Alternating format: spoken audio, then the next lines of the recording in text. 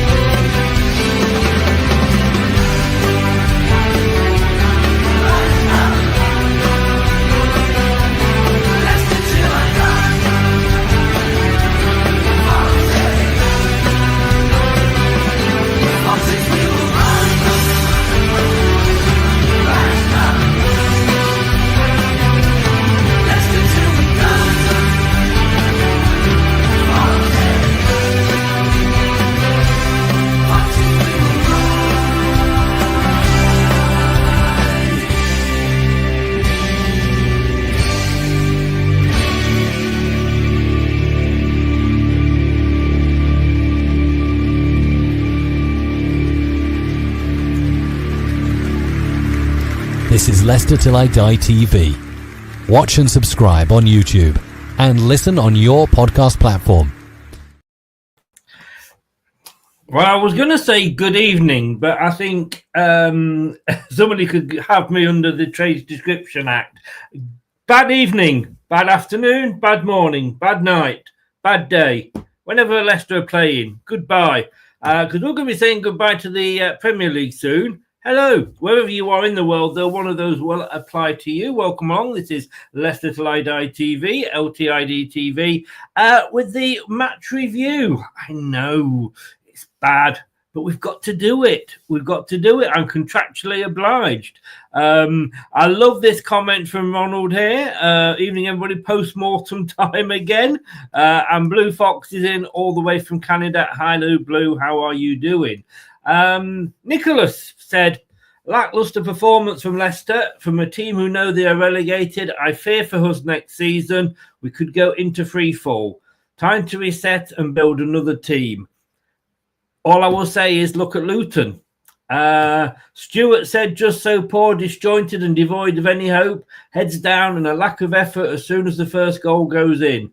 The club is now so poorly run, a wholesale clear out is required in the summer, not just from the playing staff.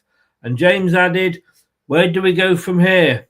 The fans' emotions have transformed, or transitioned, I should say, from anger and frustration to apathy and acceptance of their club's fate.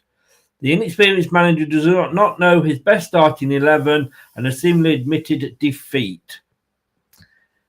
As it says there, it's a nightmare on Filbert Way, isn't it? Well, I've got a special guest this evening, along with Brad, who's back with his tactics board. Yes, ladies, Brad will be getting his tactic board out. We've also got Rob from, obviously, Rob Tanner, the Leicester City correspondent for The Athletic. And we're all going to sit here and just cry together in our own little corners. But let's get it over with, shall we?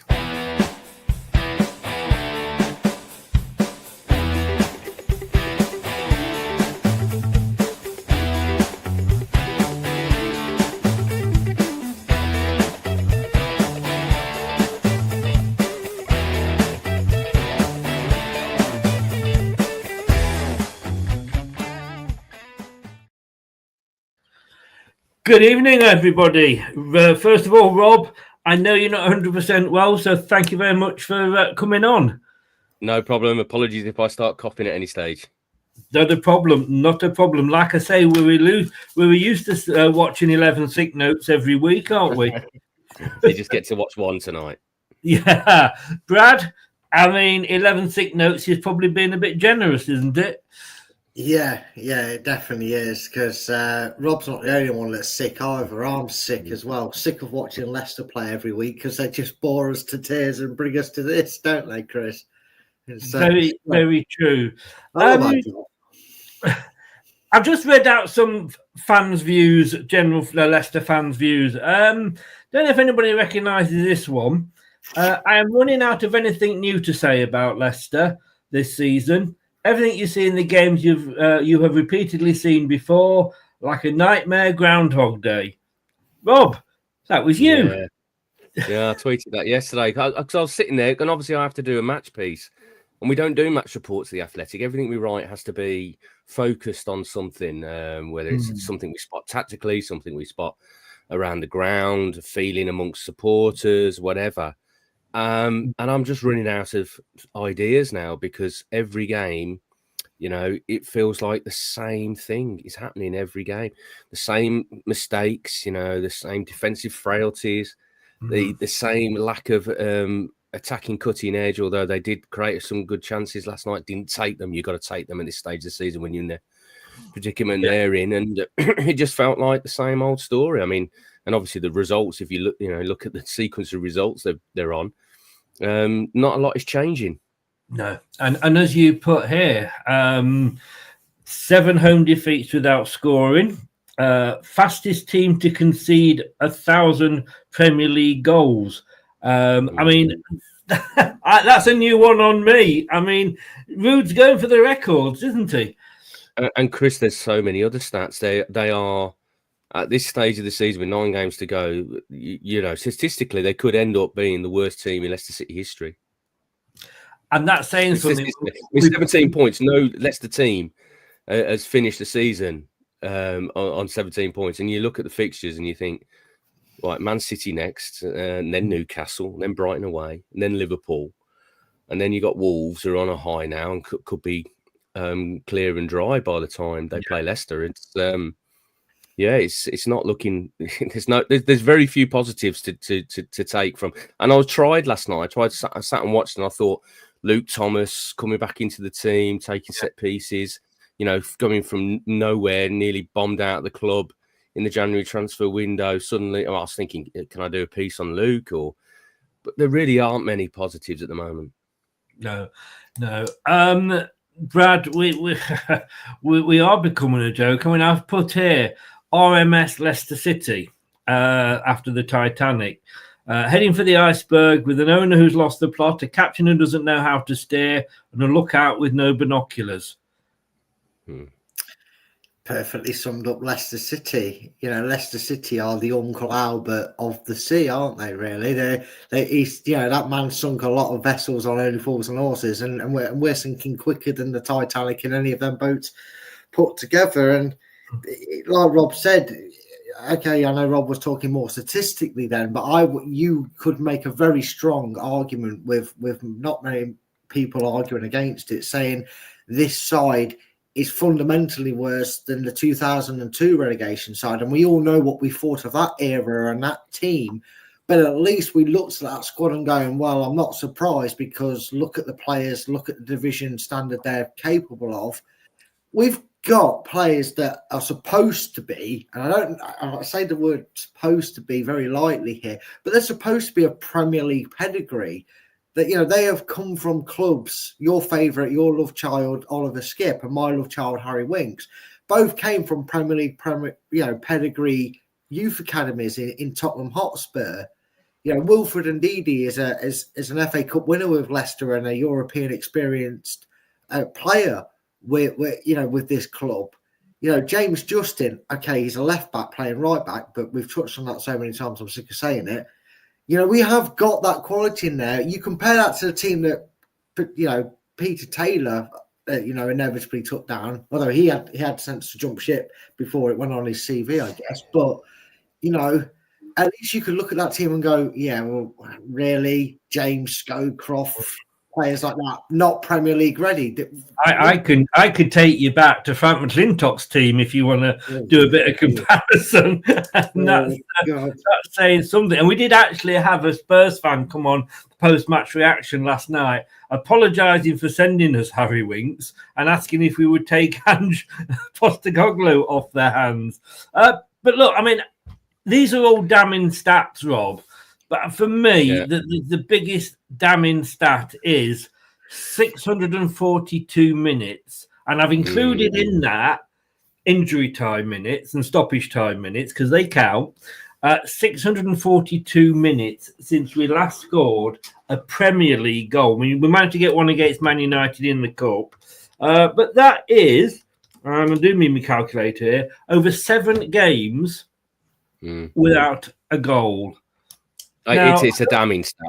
That is a damning stat, isn't it, for this level? Yeah. I mean, the fact that you couple that with one clean sheet all season as well, and then there's no wonder they're in. I mean, it was interesting. Brad mentioned that 2002 team because I was looking at them today, trying to compare the two, and there was some talent in that team.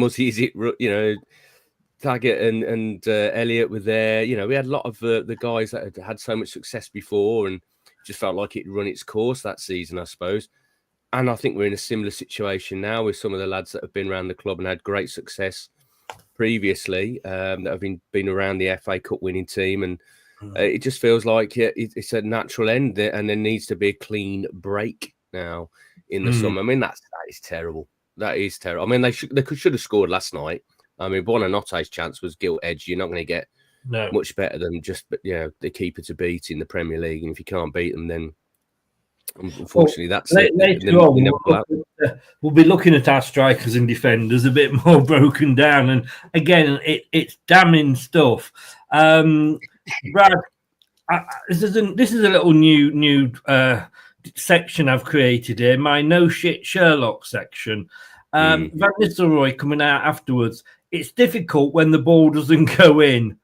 Well, yeah, okay, Rude, it is, but it's your effing job to sort it out. I mean, we could play 5 up front at the moment. We don't get the ball to them. All right, we did a little bit more yesterday. And he has switched to 2 strikers now, So he has tried to... And I thought at Chelsea there were signs of them being a little bit more balanced in terms of having enough bodies to cover everybody. And I know you're going to go into defensively and attackingly, so I'll save some stuff back here. But you looked at that defence, and there was a bit of cover suddenly. When Wout Faes goes walkabout, there's somebody there to cover Connor Cody. Similarly, the wing backs, Christensen, when he's suddenly getting dragged around, there's somebody there to cover. But it must be difficult for Ruud, and I often think this when he comes into the press room afterwards, because he's probably done about a dozen interviews before he comes in, and the results are the same. The questions are getting tougher for him, but what else can he say? Sometimes, you can spend all that time on the training ground, and from what I was told up to a few weeks ago, especially in terms of the pressing, they can do it in training. They look good. They look like they can carry it out. It gives him... That's why he didn't change anything week after week, because he's seen it in training, and it looks like it could be effective. And they get onto a match day, and suddenly there's players hesitant. And I think a lot of this is down to the confidence of the run they're on. Suddenly they're scared to be that guy that gets caught out of position, to be that guy that gives the ball away by playing forwards. And it's become a psychological game more than anything now for them, and they're losing it. They're losing the psychological game. I get... Oh, excuse me. Excuse me. I didn't think I'd be the first one to cough. Feel your pain, Chris. I'm sure you do. But, Brad, all right, you watch the training videos. I have to sit through the watch-alongs at the weekend. That's enough for me. And it's all right seeing it happen on the training pitch. But after 11 games or whatever it was, without seeing it on the playing pitch when we're actually playing a game, don't just swap things around. Swap the players. Drop them. If they're not going to do it, how many chances do they need? Look, when you've got children, you tell them to do something once to get it wrong. Second time, all right, come on, you're learning. Third time, they should be getting it right. Yeah, it's like what Rob said, history almost repeating itself with 2002. Maybe Ruud van Nistelrooy should have...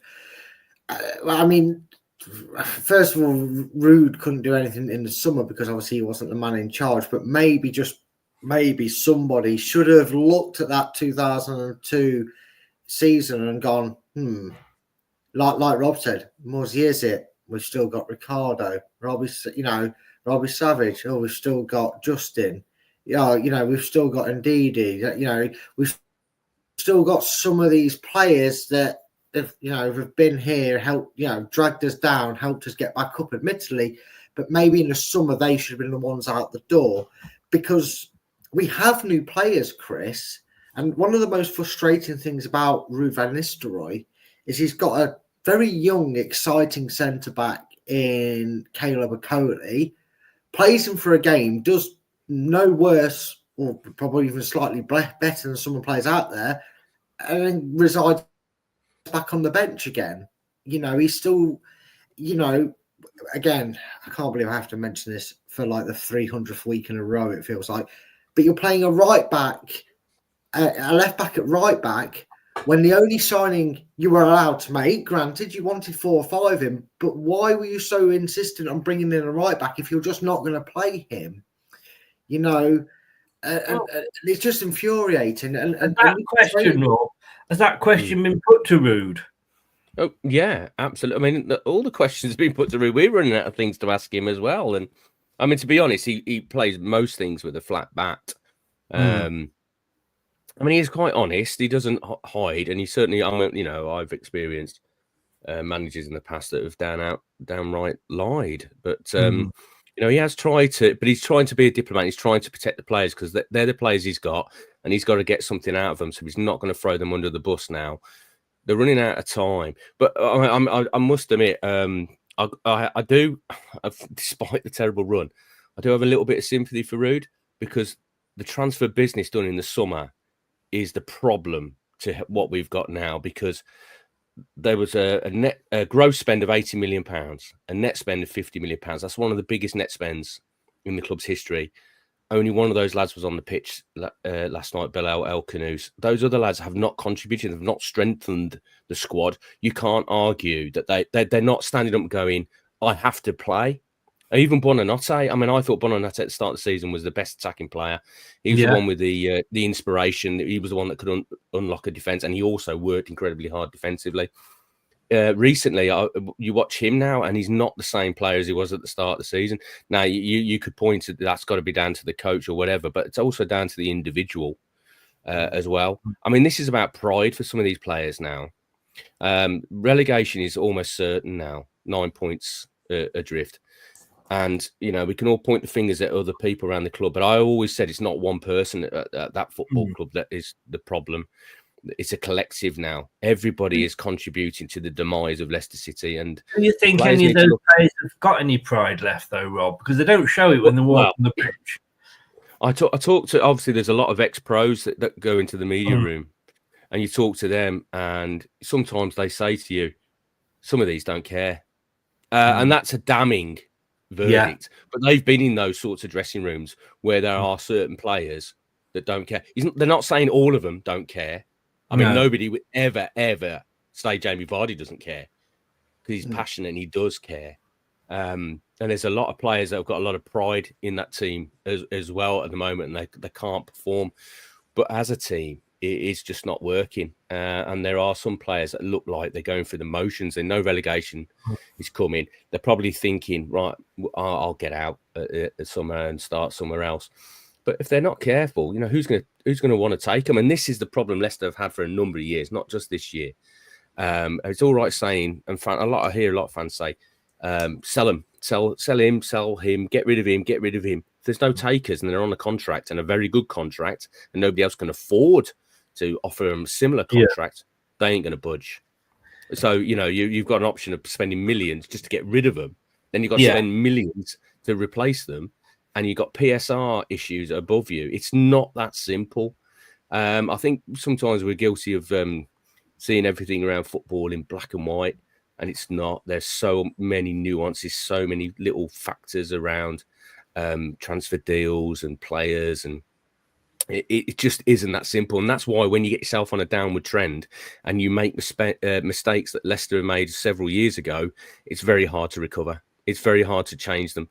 And that's why I think if you can get into the summer, perhaps, but there's not only 3 players that are out of contract this summer. So last summer, the relegation summer was probably the one to do it. There had to be a complete reset, and they tried to do that under Enzo. The biggest spanner in the works this season has been losing Enzo at the start of the season. Yeah, everything has gone wrong since pre-season. Yeah, no, I would agree, because I mean, it was very early, and I can understand him going when a team like Chelsea comes knocking. And Brad, I know that this is virtually Steve Cooper's team, and I know in the summer we'll probably lose, Hermanson and El Canoes because they are our most sellable assets. And we're going to be stuck with the likes of AU and Dakova Reed. But Steve Cooper went out and said, I'm not going to get blamed for, buying youngsters that don't keep us up. I want to go for experience. And as you know, there's a thin line between experience and being old. But as John says here, do you think it's time to give youth a chance now? I've got Rude down as a bullshitter because he says so much. Like, I'm going to play the youth. I'm going to include these two players in the team, and then only one of them appears. If those senior players are not performing, all these young players that we're supposed to have and is coming through the academy, and we never see hiding a hair of them. And I just think, a couple of years back, COVID, we played Watford in the FA Cup. A lot of players couldn't play, played the youth. We beat Watford, who were then a Premier League team, brought the big guns back for Nottingham Forest, and we all remember what happened. Surely there's got to be a reason, a case for bringing some of these youngsters through now. There does, especially a certain Jeremy Monger, who, if it's to be believed that a lot of big clubs are interested in bringing him in, and obviously, given his age, Leicester aren't going to be able to say, well, he's a world-class talent, so he's 60 million. They'll be able to find something in his age or his contract, unless Rob is going to tell me different. I'm pretty sure. He's 15 years old, so he's not signed a contract, so he's a schoolboy. There are a lot of clubs watching him, big, massive clubs from around Europe, and they could take him for very, very little. It would have to go then to a committee, transfer tribunal, and Leicester would not get a lot of money. I think they're trying to convince him that if he wants aspirations of getting early first team experience, he's best served at Leicester City. But this is the problem with chucking young kids in this scenario, because look, the die is cast, isn't it? I mean, I don't think anybody thinks that you throw 3 or 4 youngsters in. You might get an improvement in performance, you might get more energy in the team, but you're not going to get a massive transformation of points on the board. No, but we're down, as you said, we're down at the moment anyway. What have we got to lose? And it would be great for fans to see somebody in a blue shirt that's actually. As long as they got behind them. As long as they got behind, because the atmospheres at the stadium this season have been very difficult. There's been, we're effing shit, and 1-0 up, how shit are you, and all that lot that you're getting, and that's okay at senior players. If you're a young player, 15, 16 years old, and you're coming into that atmosphere, that can kill you. And that's why a lot of managers are very reluctant to throw young players in those situations. It's better to Luke Thomas made his debut in lockdown. There was no crowd. No. I mean, it was so much easier for him. It was like a training session for him. I can remember being at Man United because we were obviously lucky enough to be in the grounds in those days. And then he scored that wonderful goal at Old Trafford. What an amazing moment for him. I mean, I think the first time he played in a first team game in front of a crowd was the FA Cup semi-final at Wembley. And there was only 4,000 people. No, we were told there was 4,000 people. There's more than that in there. Yeah.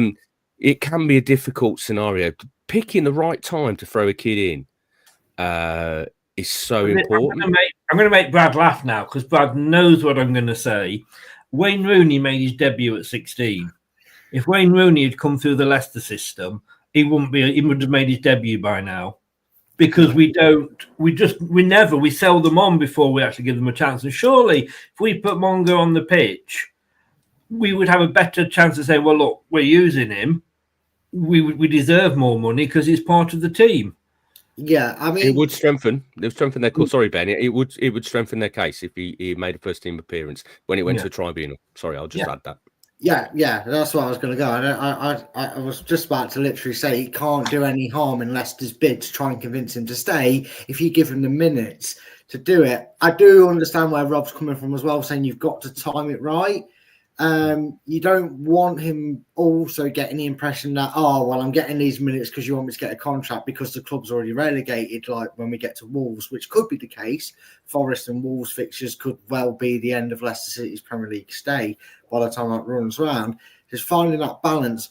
But what I did notice last night is we talk about these senior players that maybe aren't, their attitude's not right, their head's gone a little bit, that like Rob says, they're half thinking and speaking with their agent about maybe getting a Saudi move or a move to America. They're not really bothered at this point. They just want to kind of move on from this.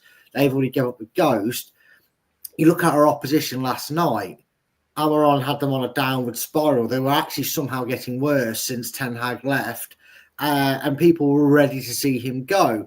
Now, obviously, he had the backs up against the wall saying, well, I've got a lot of work here, not just in terms of picking this squad up, but I've got to dig through the players. I've got to dig through everything that was left, the big pile of rubbish that was left for me. I've had to work through that. Give me time. And I believe, again, correct me if I'm wrong, 4-5 teenagers featured for Manchester United last night. I mean, that Heaven, what a name, by the way, that Heaven made game-stopping blocks, goal-stopping blocks until he unfortunately injured himself. Hope he has a speedy recovery. But they worked the knackers off because they had nothing to lose. And the problem is, the one big advocate I have for Leicester playing Jeremy Monga, playing Evans, the other youngster that we're seeing, and maybe one or two others, is you talked about the atmosphere, Rob, and saying, chucking them into Dragon's Den. I totally get that. But the fans are so up for it. I think you'd lift the atmosphere, so because they want them to succeed and do so well, that I feel that if he put Evans in and he put Monga in, and like I said, another one or two that we have on the cuffs of that reserve team that break it in, that the fans would go, yes, finally, he's given them a chance. We've got nothing to lose. We don't care if they don't quite do it or they have the best of games. It's just good to see that we're using young talent. It's something different. And I know what you were saying, Rob, about the crowd and what have you. Put them in when we play away. It's been similar away from home. I mean, it has, but you've got less of a crowd. Every away game, yeah. It's been.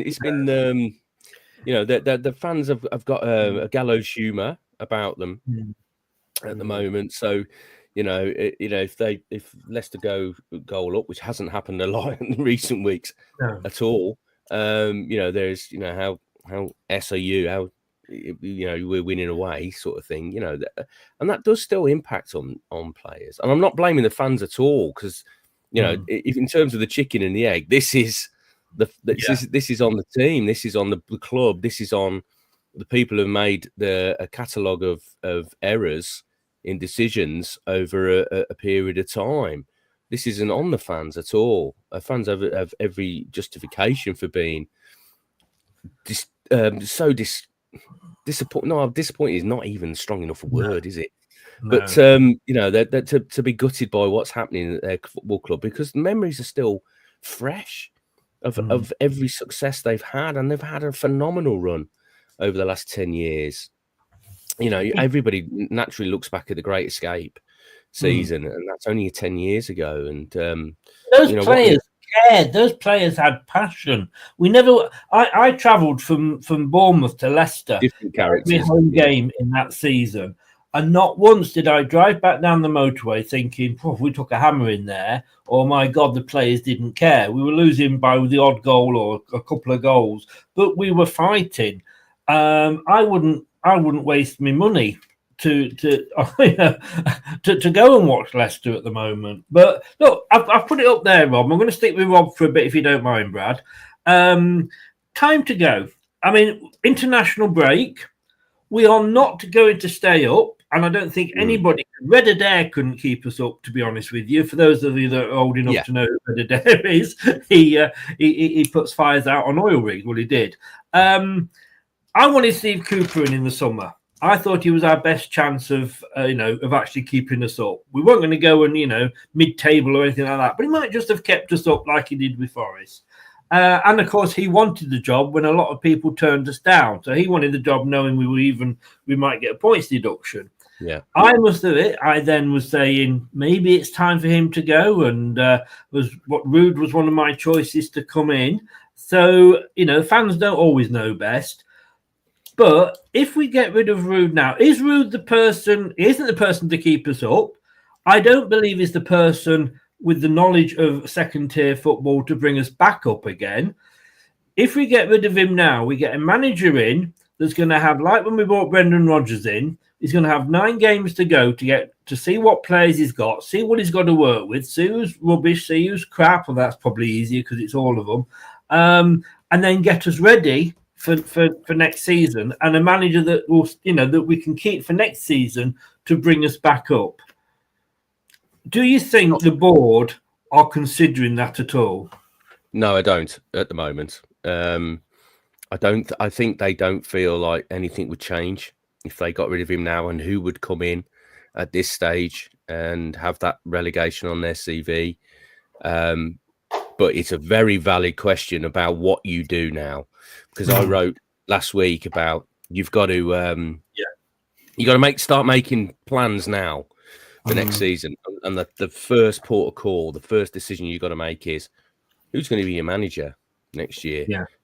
Is Rude going to want to manage in the Championship? Has he got? I mean, he walked away from PSV with a game to go when they were second in the table because he didn't feel he was getting support from behind him.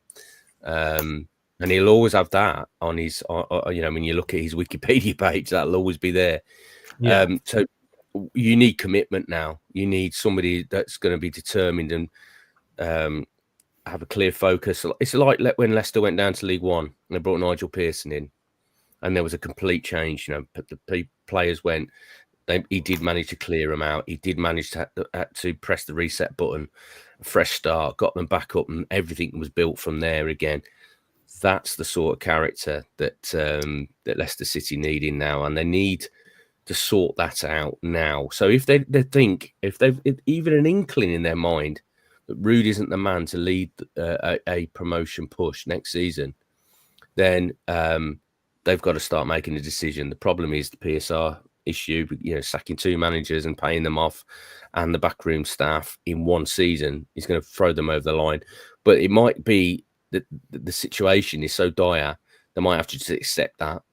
They might have to just accept that they're going to get points deductions, a business plan, whatever, and just make a fresh start and have the right person in. It all depends which way they want to go. I mean, there is experienced managers like Sean Dyche are out there that you can bring in, and and give him, trust him, whether you want to accept the style of play and stuff like that, or do you go for a young up and coming manager like Matt Sadler at Walsall, who's done a phenomenal job there? It all depends on what the board are thinking now. I mean, I always say, if you look the like of Jose Mourinho, could he do it on a wet Tuesday night, at Stoke or what have you? I mean, put Jose Mourinho at Rochdale or whatever, he isn't going to get, them promoted, etc., etc. I just don't think Rude's got the nous or the tactical acumen, because look, I honestly think we're going to get hit by points deduction, a management plan, a transfer embargo. We're going to have to sell our best players. We're going to be stuck with poo like Ayew and Dakova Reed, and as Brad would say, Skip. Is this the guy going to do that? This is the guy that I know you said he was seeing it on the training pitch week in, week out, but for 11 odd weeks played the same team, the same formation, got in the same results, which was losing. We were better under Steve Cooper than we have been under Ruud van Nistelrooy. Well, I was critical of the fact he didn't change anything, so I thought, well, if you want results to change, you've got to change something.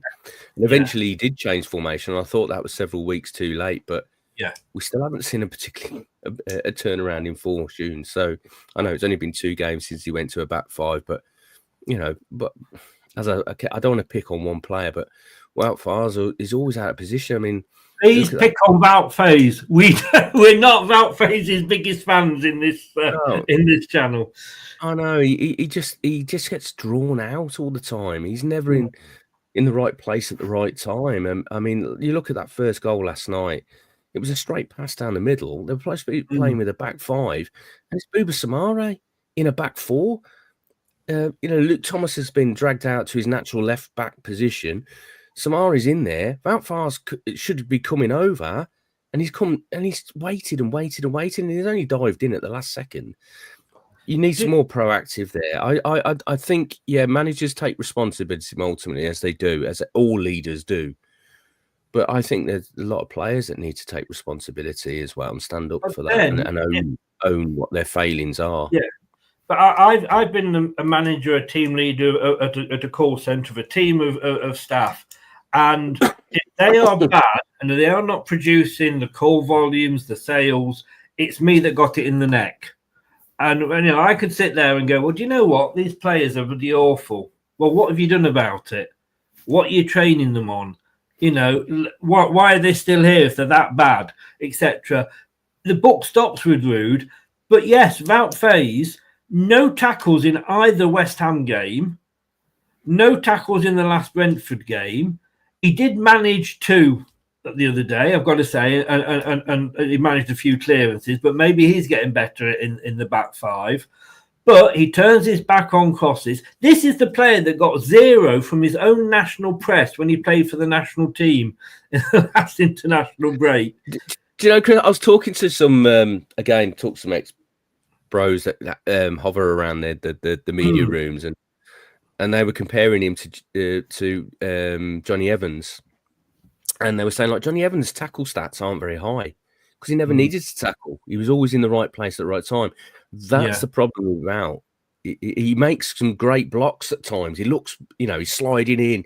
He's winning the ball on the ground and stuff like that. But the best defenders stay on their feet and they read situations. They don't need to make tackles. So the best defenders' tackle stats are not very high. It's their recoveries. It's their interceptions. It's their ability to read that situation. And unfortunately, I tell you what, looking at the stats, and we'll come on to this later with Brad, the stats, the best defender on Sunday night was Luke Thomas. And he was at Chelsea. He was at Chelsea as well because he got himself in good positions and just stood up. I mean, you don't have to dive in as a defender. If you're on your bum making a sliding tackle, you've made a mistake before that. Yes. You just got to read situations, and I think Johnny Evans was the best. And I've got so much. I mean, unfortunately, with his injuries at the end of his Leicester career, but he made other players look better as well. Like Sionchu was always a better centre back when he was alongside Johnny Evans because Johnny would guide him. And I think it's a bit criminal that Leicester have underused Connor Cody this season. He's not an athlete. He's getting towards the end of his career. But he can guide people around him. And that's what I thought when they went to back five. I thought, Connor in the middle, he's going to pull them around. But no, they're still getting dragged out of position. The back five becomes a back four with a midfielder in there instead of a centre-back. And it all starts to go a bit awry. But, Connor... Calm down, Brad. Calm down. I can see, Brad... Connor Cody is not Brad's favourite player. Calm down. No, he's an organiser, and they haven't got one. He's the only organiser they've got. I want to ask while I've got you, and then I can let you go, and we'll go through a bit more detail individually with Brad. But so bear with me, please, Brad. I apologise. It's all right. I want to ask you two things. PSR there. Talking about PSR, and I know you did a wonderful piece on John Rudkin and what his role is. But if you go onto the website, it says Susan Whelan, CEO. It says John Rudkin, Director of Football, Andrew Neville, Finance Director. It doesn't say what their role is. And just because the Finance Director or the Director of Football at, say, Newcastle does one particular job, that doesn't mean that ours do. When it comes to PSR, as the CEO, is that not Susan Whelan's overall responsibility? Because I don't see or know what she does at this club other than have a picture taken picking up awards for Woman of the Year or something. Right.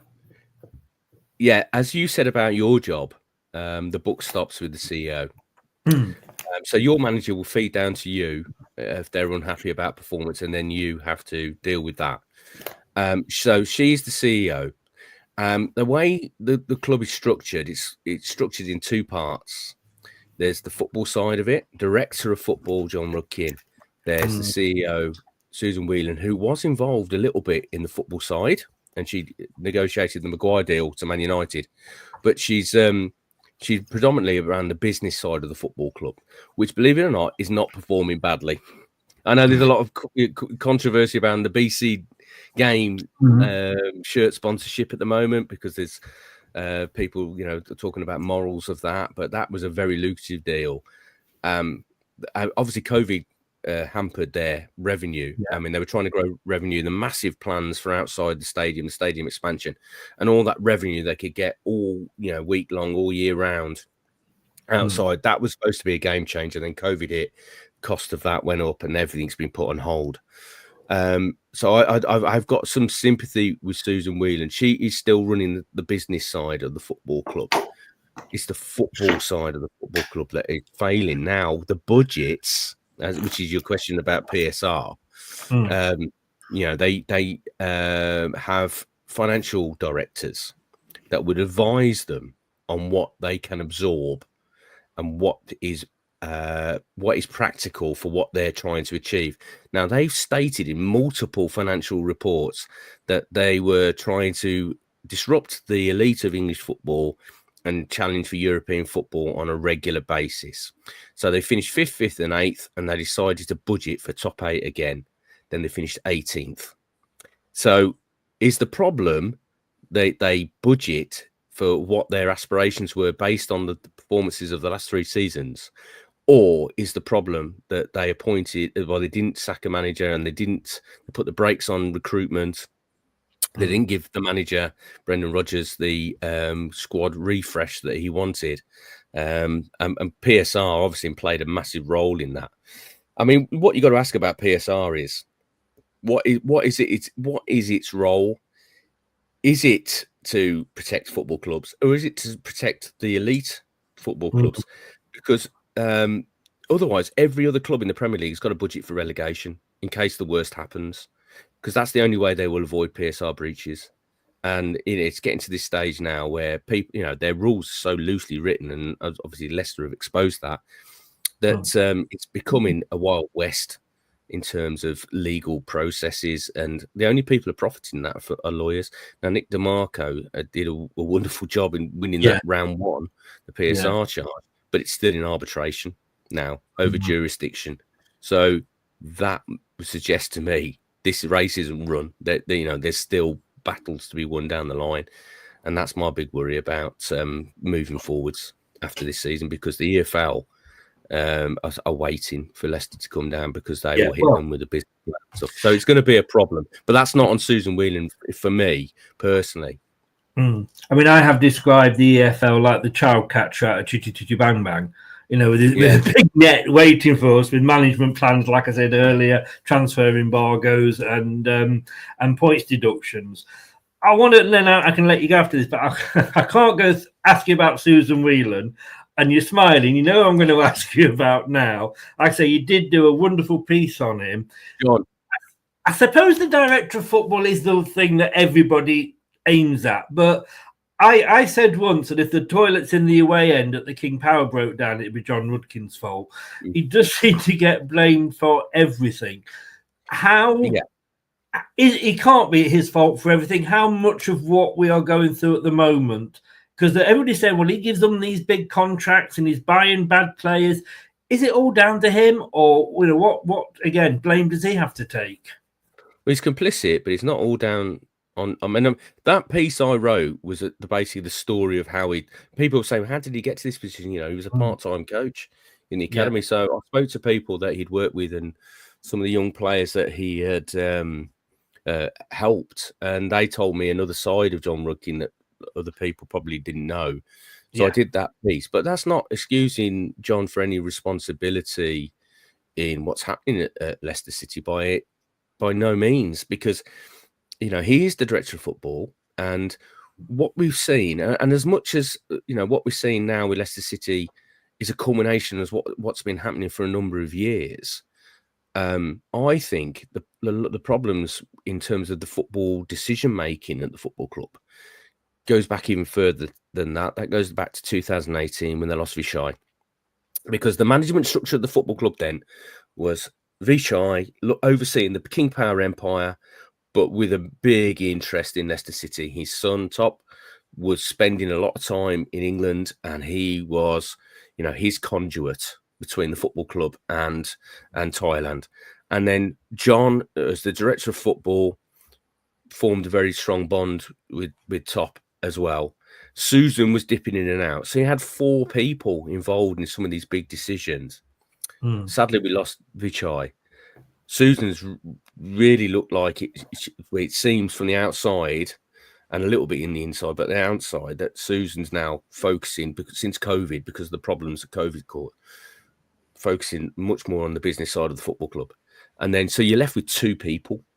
And when you had 3.5, say, before, now I just think they need another body, another voice in there, in the football decision makeup at the football club. Somebody that can, and I know a lot of fans think John should be sacked. That's fine. That's their opinion. But I don't think Top will ever sack him. I think their bond is so close, especially after what happened in 2018, in October 2018. And I spent days in that inquest in Leicester listening to that stuff, so I can understand that.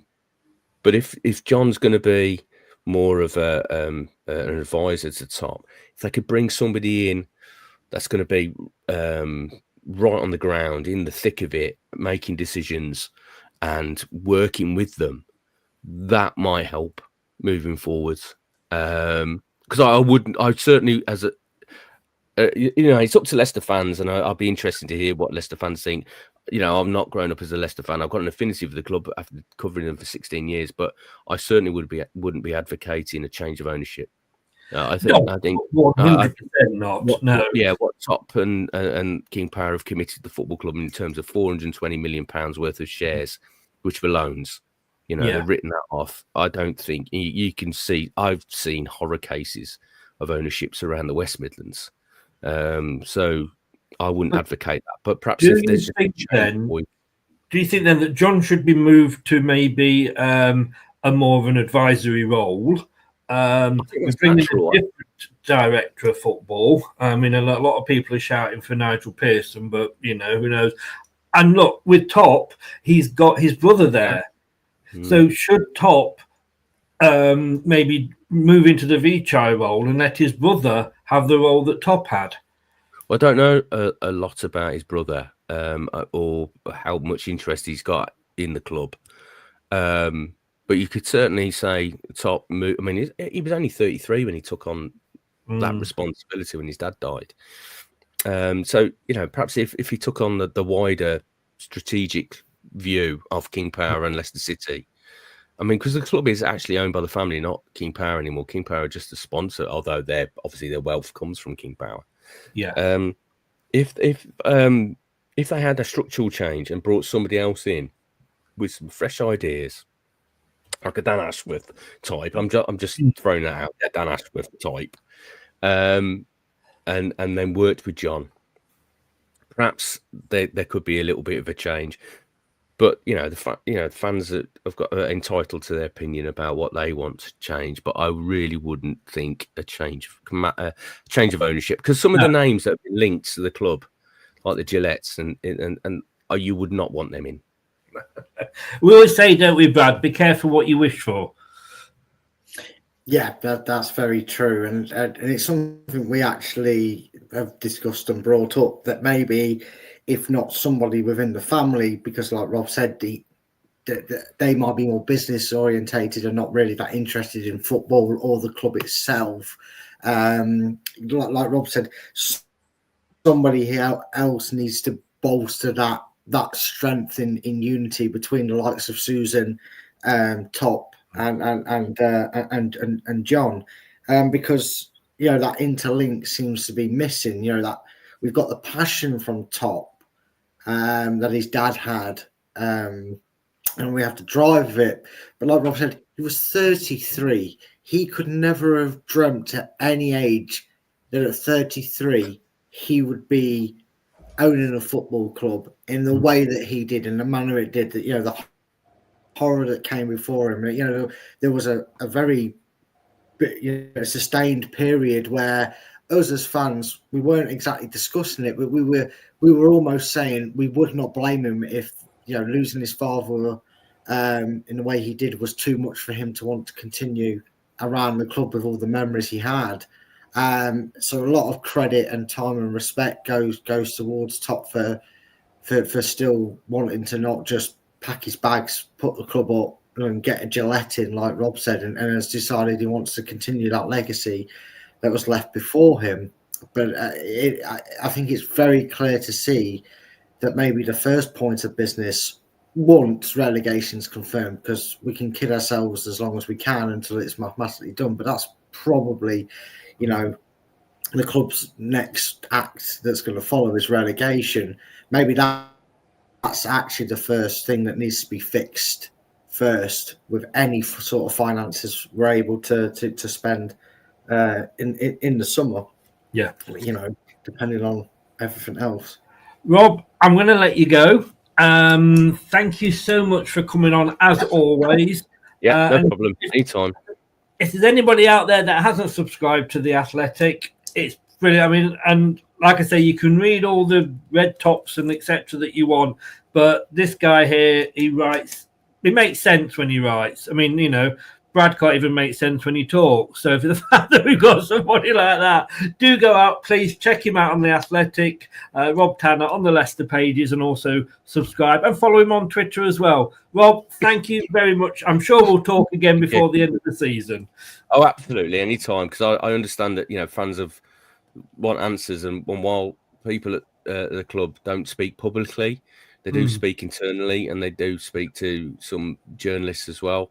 So, I might not be expressing my view, but I will be passing on what they're telling me as well. So you're getting some understanding of how they're thinking. So anytime, mate. Thank you very much, mate. And you take care and hope you feel better soon. Cheers. Thank you. Cheers. Bye. Bye-bye. Bye-bye.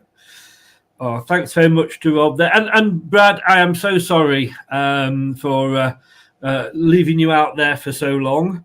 No, it's all right. It's all right. It's Rob Tanner. I'd rather let him take the floor than it. Let someone else ramble on that speaks a bit more sense than I do anyway. I was joking, of course. I was joking.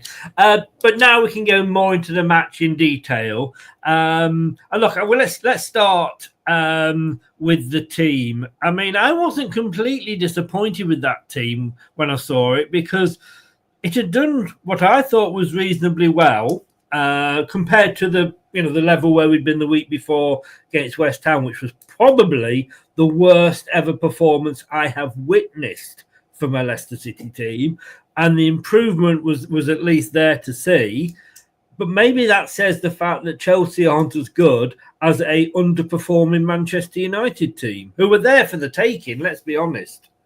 Yeah, like Rob said, surprisingly, we actually had some very, very gilt-edged chances to have not just ended a goal drought, but maybe even come away with a result from it. We had three or four very good chances and a couple of half chances where that hesitancy that Rob mentioned came into the fact that it ended up with a blocked shot. So it was so frustrating because the one thing we criticised that we lacked in the Chelsea game was the defence did well. We were quite good at keeping them out. We just didn't really offer anything going forward. And against Manchester United, in spells, we defended well, probably until that any time after that VAR goal got ruled out.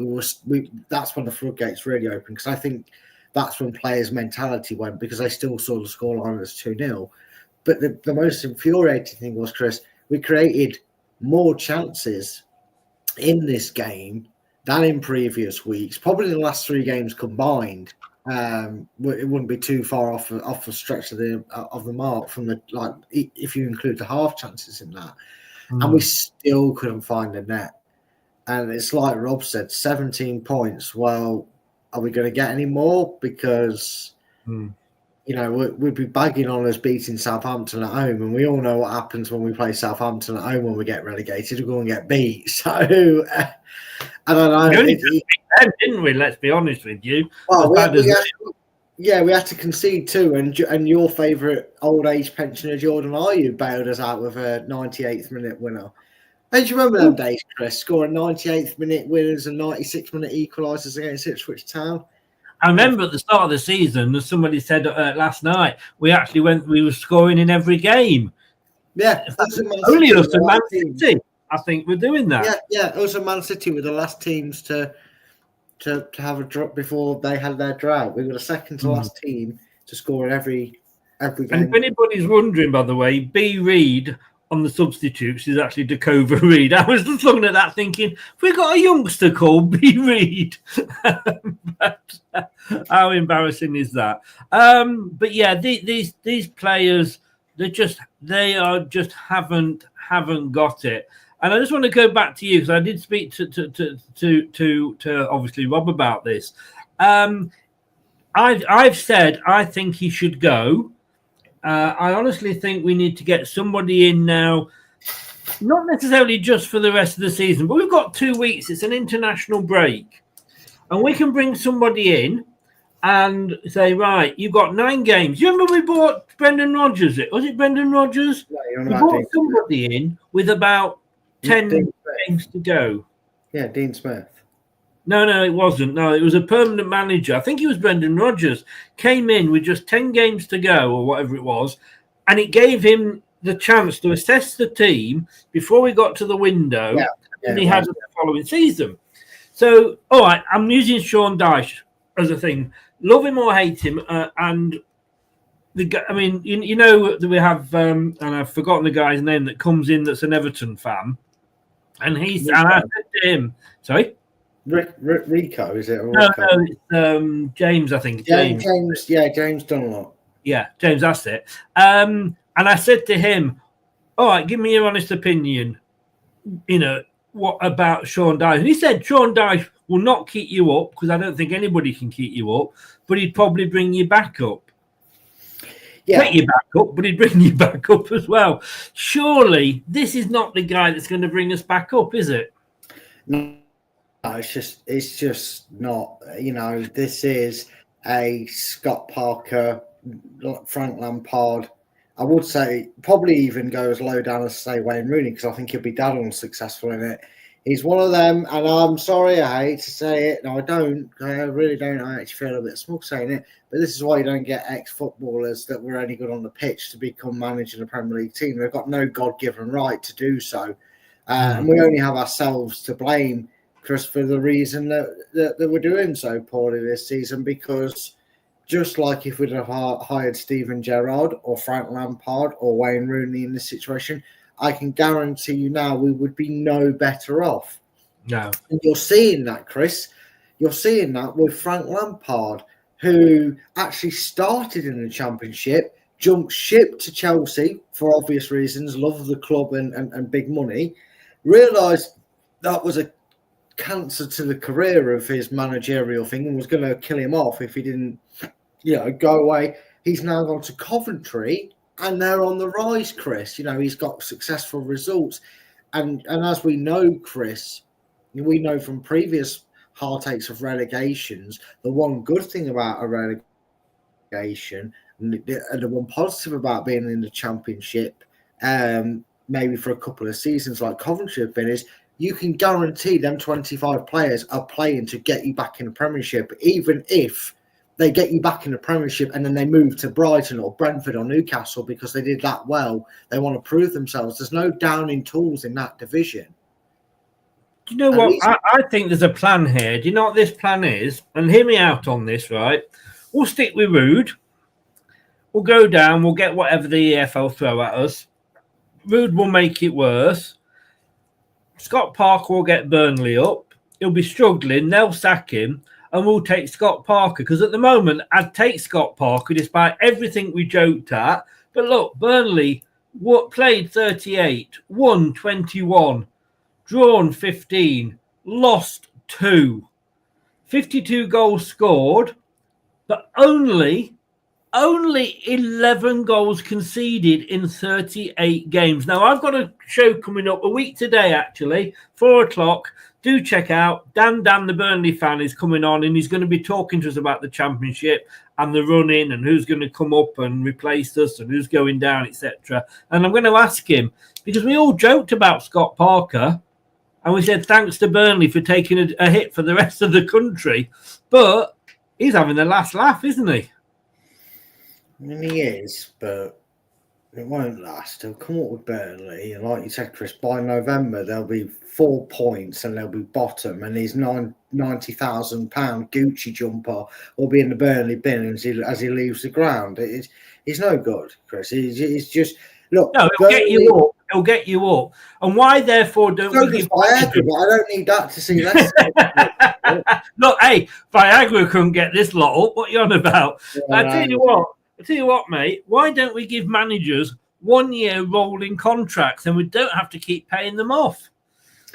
Yeah, that would be an ideal world, but unfortunately, the football world is far gone from that. No manager's going to take a rolling contract because, at the end of the day, we've said it and joked about other teams, but managers want reassurances. They want to get a 3-year deal, a 4-year deal, and they want to know that, almost say, look, I want a job for a long period of time. I believe in my ability to do well at this club. I want a 3-year contract, so that at least then if it doesn't go well and you want to get rid of me, it's going to cost you money, not me. Okay. Now, I'm going to go and hide under the table, and I'm just going to throw this one at you from a gentleman that's in the chat. I'm not going to have anything to do with this at all. It's nothing to do with me. I'm going to leave it to you, Brad.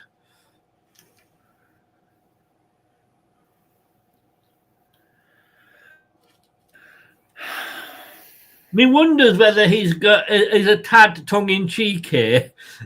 I hope he is, because if Rob Taff is not tongue-in-cheek and this is genuine, how do I put this to you? Jeff? This isn't Rob Tanner, by the way, just in case anybody's wondering. Wind-up merchant, that'd be great, wouldn't it? Rob, first of all, seek help.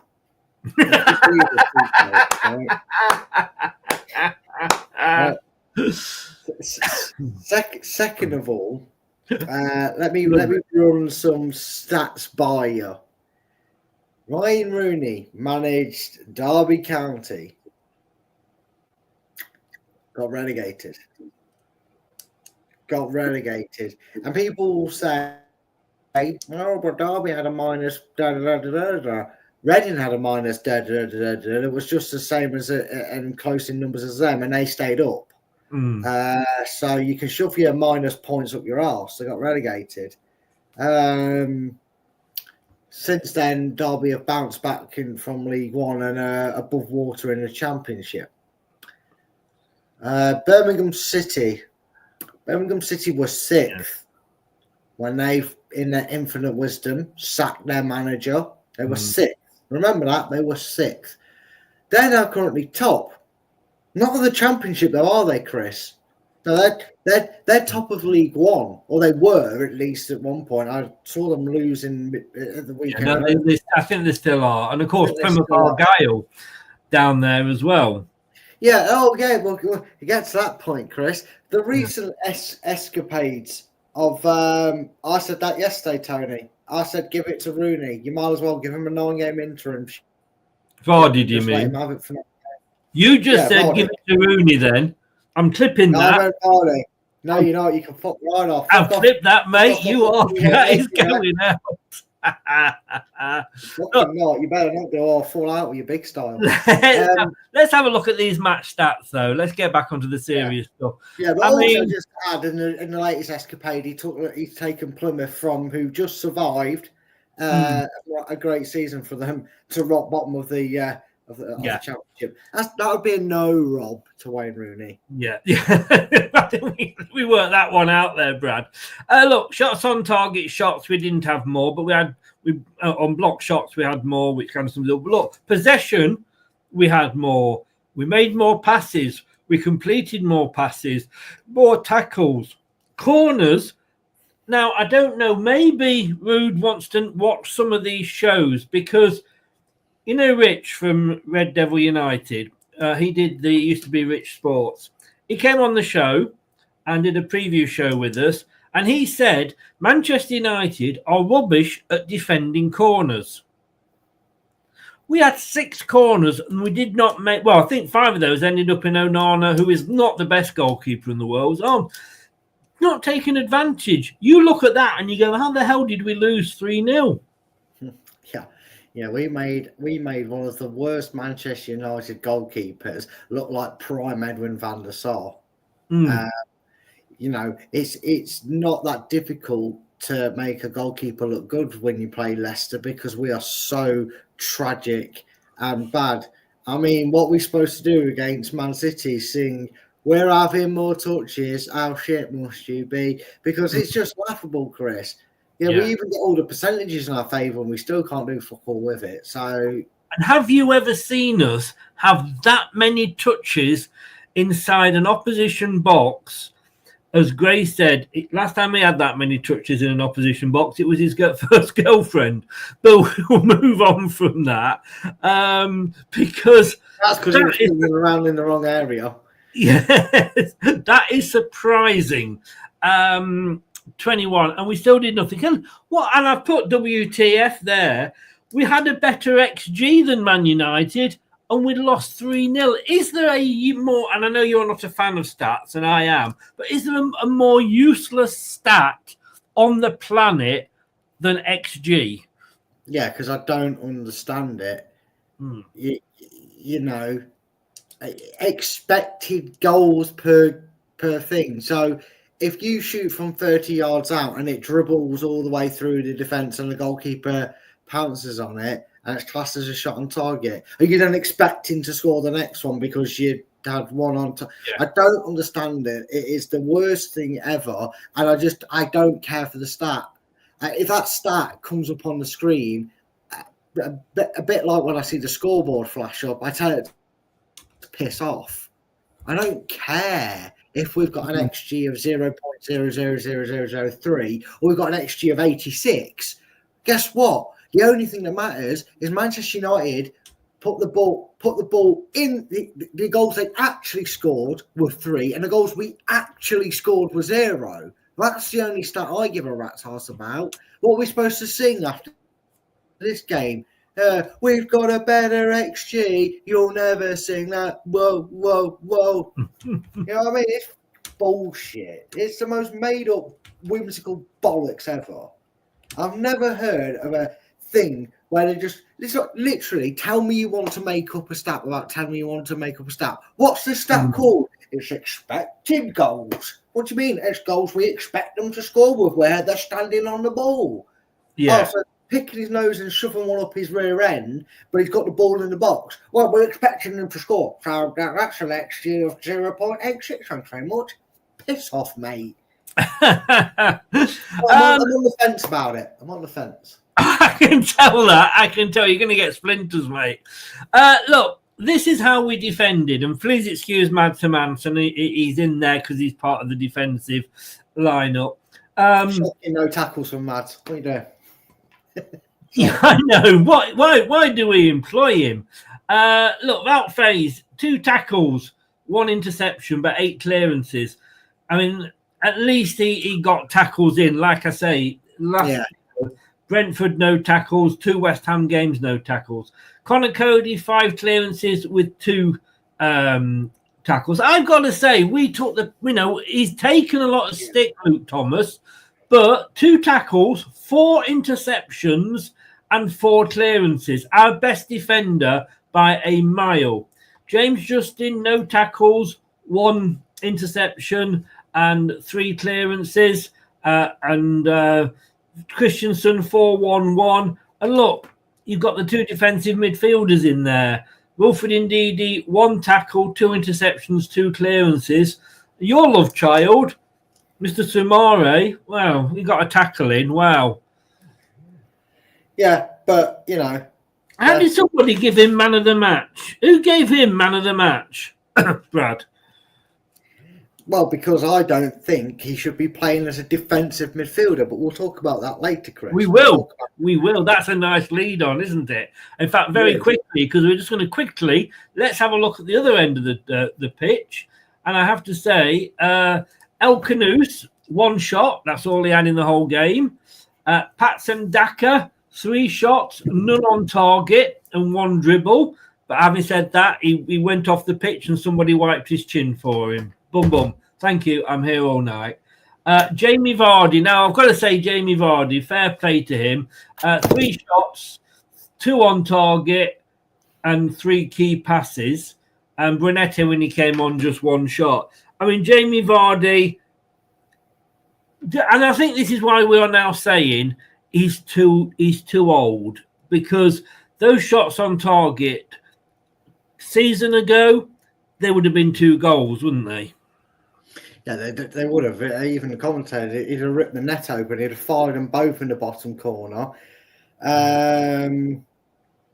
It's exactly, Tony. It is Mystic Meg bullshit. That's what XG is. He's spot on. Yeah. Well, I mean, that's going to be our season highlight DVD, isn't it? Yeah. The 4 points we got at top against Tottenham. Season. That'll be it. But no, Chris, it's just bad. I mean, the fact is, Chris, you showed the stat before we had 3 shots on target. That's our attack, Chris. And it's actually Harry Winks who came off the bench who had our other one. So that tells you everything you need to know. That really does tell you everything. I know it's not over till the fat lady sings. Oh, she sang about 4 weeks ago, Chris. Let's get it right. Exactly. But I mean, I'm hearing what I'm hearing from Rude is what I was hearing from Brendan before he was sacked, from what I was hearing from Cooper week in, week out. Load of bullshit that means nothing. 9 points. So we've got to get 3 wins and a draw without Wolves getting any more points at all. And that ain't going to happen. Man United were there for the taking. They were one. I mean, I went for a draw. So I thought we might actually get something. How stupid was I? Manchester City. Technically, you could argue that they are there for the taking because teams are getting something from them. Excuse me, we won't. We'll get stuffed. Those 3 that come up, and I think there's only been 4 teams, and it will be 5 this season because of Southampton, that have got relegated with 17 points or less. And I can see Ipswich getting some points. I mean, thank God for Southampton. That's all I'm saying this season. Yeah, they've saved us from being the total embarrassment of the division because they look just as bad as we do. Again, like you said, I can see Ipswich kind of getting maybe up to 20, 22 points with a win and a couple of draws or something like that. I said this as soon as Wolves hit 20 points, Chris. I said, that's the season over. We are done. Yeah. We are dusted. Yeah. We discussed it probably at the start of the season. And I ironically said, I'd love to go and find a video where I probably said it. I probably said what Leicester need to do is make sure going into the reverse fixtures where we play the Man Uniteds, the Man Cities and the Liverpools again, which is what we're in now, we need to make sure our head's above water and we've got some form of gap. Wolves must have watched the video and taken notes and realised that if they could just get themselves 17th, they're going to be pretty safe because Leicester are going to be royally screwed with who they're playing in that time. So, yeah, we're screwed. We're done. Can't believe I'm saying this, but with the effects of relegation, I'm very, very much looking forward to the departures, and not just on the pitch, but I'm sure, because remember we've got to do a video at the end of the season where we compare the points we gave to the players under Cooper, and then we said we'd compare that to the points we give them under Rude at the end of the season. Might actually be worse. We thought they'd be better. But let me just say this, and then we're going to get on to Brad. Coming up next on Leicester Till I Die TV.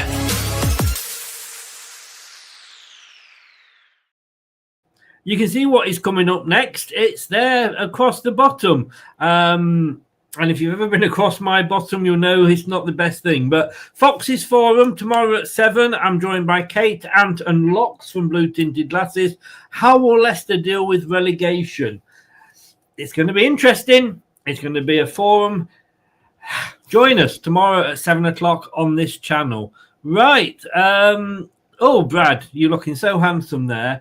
Brad is back. I love this. I found this new toy. You wouldn't know, would you? No, you keep this to yourself. You never really just get lost in your afternoons, do you, Chris? I don't. No. Don't waste my afternoons. But sorry, I have been laughing at that since I made it. Hey, I've done one of myself, and it's just as funny. Mate, I weirdly look like Jordan Henderson. You do like actually, yes. Well, with Gary Lineker's ears. Let's be honest. Yeah. You know. Brad, I'm going to leave it all to you. And I am going to let you get your tactic board out for the ladies. Ladies, you might want to look away at this point. But let me just line this up for you, Brad, and then it's going to be all yours. Oh, joys.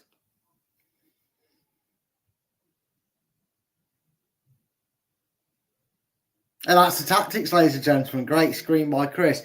No, the funny thing is, right, we have just switched to a 5 at the back system, which evidently is not changed too much in the process. So people may be thinking, well, Brad, what are you going to do? You're going to talk us through the 5 at the back? No, I'm going to tell you the formation that Leicester should be sticking with, which won't save our season because it's beyond saving, but it might give us that Mickey Adams feeling. And if you're not old enough to remember Mickey Adams is the guy that took over after a collection of Peter Taylor and Dave Bassett couldn't prevent Leicester from going down. And he played he played with a team that was relegated and ended up getting some successful results. He ended up winning the last game at Filbert Street. He then proceeded to bring the club back up the following season, playing his style of football and not the dross we'd seen that season. So how do I change things? Well, first of all, do you like my new tactic board? This is one half of it. We're about to see the other half. Bear in mind, folks, these only give me some lovely numbers between 1 and 12. So the shirt numbers will not match all the players in their entirety. I've done the best I can to what I remember. But here it is. It is, and this will get better as weeks go on. I'm going to hang it on my wall so I can keep it steady. But this is a 4-1-3-2. For those that can't see it, I'll zoom in for you. It's a 4-1-3-2. So just bear with me because I kind of have to hold this up with me. And the idea is, I know what you're thinking, Brad, well, we look at least a little bit better with 3 at the back. Why would we not play 3 at the back? This little man here, who for number 6 could be Wilfred and Ndidi. You can have any CDM you like. Use your own imagination who you want to pick. It could be Skip, it could be Winks, it could be Boubacar Samare.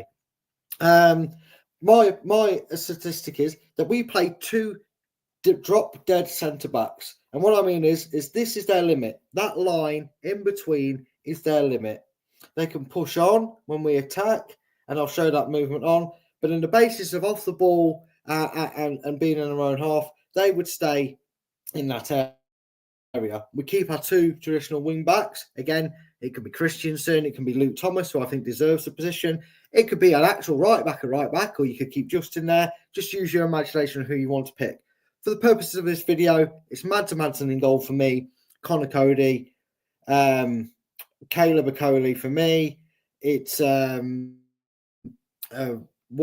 on the right and Luke Thomas on the left.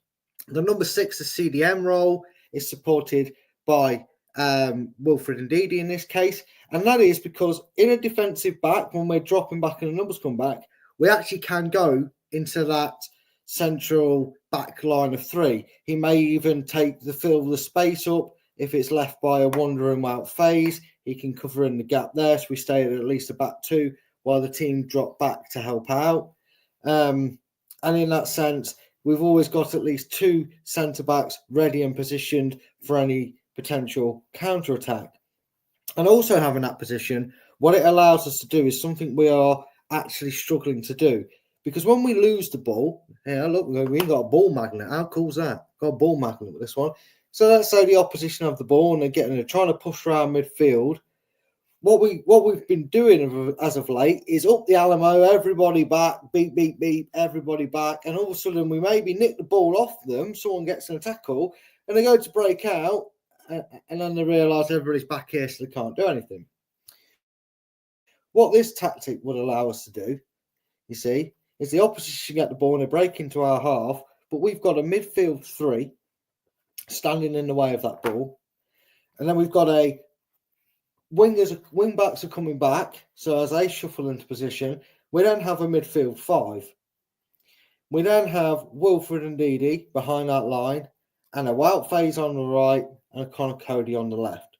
And that means as they drop out deeper and come deeper back, our midfield 3 is not so deep. It's not coming back too deep, and it's keeping them at bay. And then all that means is somebody like Jamie Vardy or Patson Daka, who's been the 2 strikers this season, that's what we're going to go for. They will come and get, they don't have to come back here, which is where we've been seeing them. Oh, he's gone off for a sub break. What we've seen is at some points, Jamie Vardy and Patson Daka are here, and we need outlets. We need outlets. So what we need is if our back defensive line is really pushed back and we are being forced back into our own half, is what I would like to see is I would like to see 3 men left out of that defensive duty. Selfish as it sounds, but the role that they play is not meant to recoup the defensive barriers. They're there to spring the release. First of all, Patson Daka and Jamie Vardy spread to the whips, not out wide as such, but more width play to make sure that the opposition think, we can't come at everybody because these two fine chaps right here have left themselves up here. So we want to make sure that they're not able to nick the ball up and play it straight through to them to run on to. And then instead of being flooded by 4, 5, 6, 7, 8, 9 players charging at us like this. Oh, no, they're trying to hold each other's hands and being absolutely outclassed, because this is what normally happens. It's all a mess and it's all nowhere.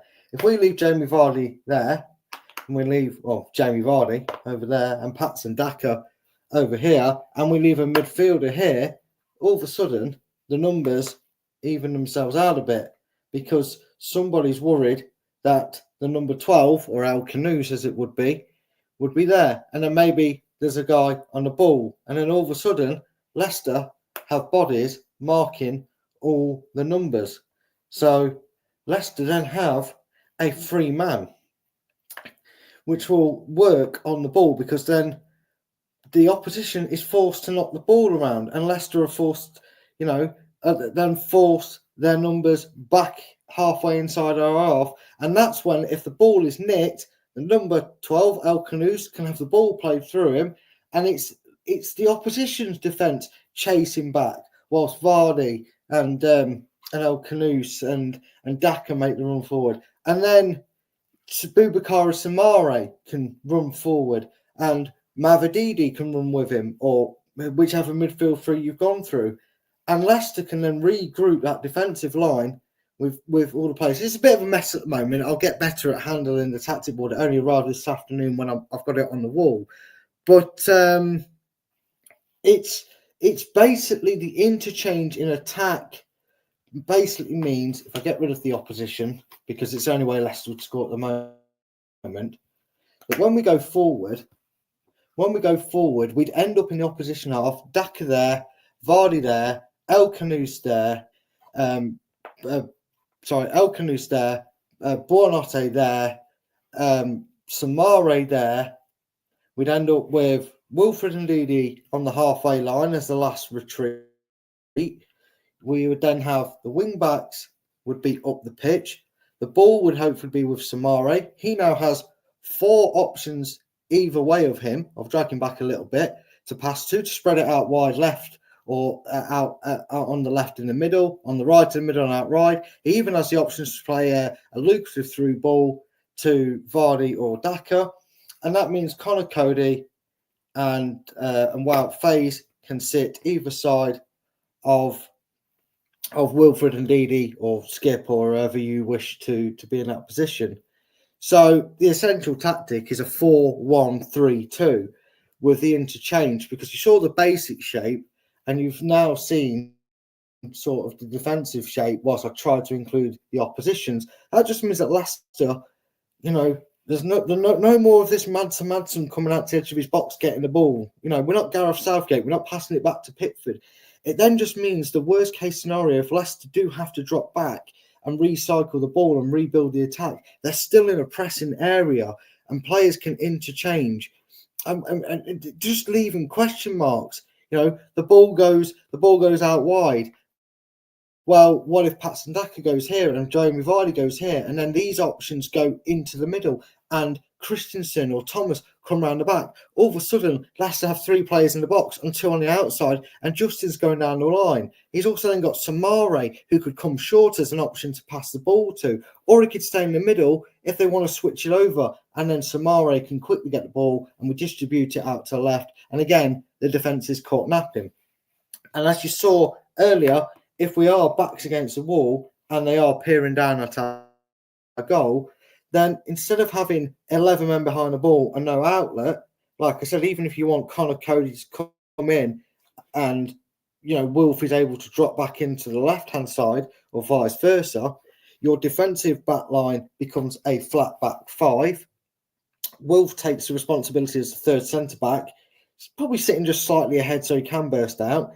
You have El Canous on the left, Buonanotte on the right, still halfway inside their own half, but then Samare probably drops in a bit deeper, whilst Daka and Vardy sit on the halfway line. At best, come in here to intercept the ball early off the 10 and 11, because like I said, that then means the opposition are forced to keep men in and around the halfway line instead of having these extra bodies, as we saw when we've got everybody in our own box defending, instead of having these extra bodies there. Because you watch the goal against Manchester United, they scored. The deflected goal that was given as an assist, we essentially ended up like this.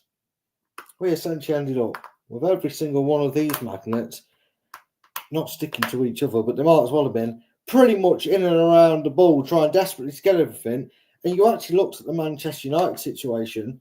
They buried some players in there themselves, but they then had a player here and a player here and a player here and a player here and a player there and a player there. And all that essentially meant is until it went in the net, it was only going to go one way. It wasn't going to go up that end of the pitch. That's how it happened.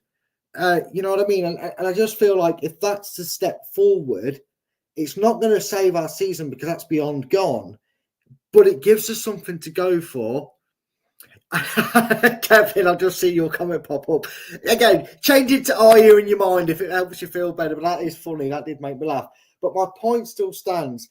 There is that gap between the midfield and defence that is so far apart. It's the North and South Pole are closer to each other than what we have now. And if you just have that interchange in the middle, and you keep that, you keep that defence at bay and their attack at bay, again, because we have people higher up the pitch, that they're not able to expose and keep us penned in our own half, like you just saw there with that U shape around us, we actually are allowed to breathe and maybe 2015-16-esque counter-attack and deal with it. Because the one thing we had going for us, as I cleared the board there, playing counter-attacking football, it was easy to read, easy to see, but was very difficult for the opposition to stop. So difficult, in fact, a certain Leicester City played that way and won the league. Now, I'm not saying we'll return to that tactic because that is different to the 2015-16 title winning formation, but the elements for it are there. And what Rude's bollocks waffle is on about saying he's trying, well, this is the formation that allows us to do that. Because as you can see, any gaps just get filled. You've got the defensive gap gets filled. You've got the gap in between the defensive line and the midfield is filled by Wilf. You've got a right centre and a left centre filling the gaps if the wingers aren't able to push on and get into play, because they can spread out and join in become essentially a 4 into a 2 if you want, until we get into that engaging half where Wild will hold his line and then Booba would push into that midfield. So essentially when we're attacking, look, we don't need to be doing overlaps. We haven't got wingers. Fatu is out for the season. McAteer can't hack it. So there you go, Chris. A 4-1-3-2 is the style that Leicester should be taking forward into these last 9 games. So at least, if nothing else, Chris, they have something to look forward to in the Championship. Indeed. Thank you very much, Brad. That was excellently done.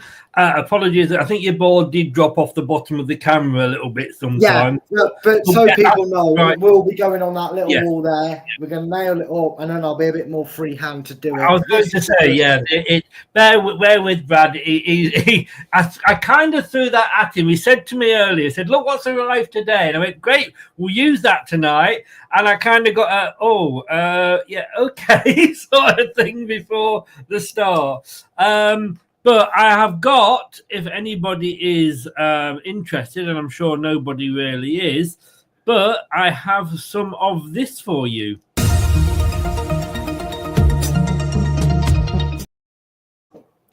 We have some breaking news. And honestly, when I read this, I thought this is something that Leicester would do. This is so Leicester-esque. The headline is, club apologises after minute silence held for ex-player who is still alive.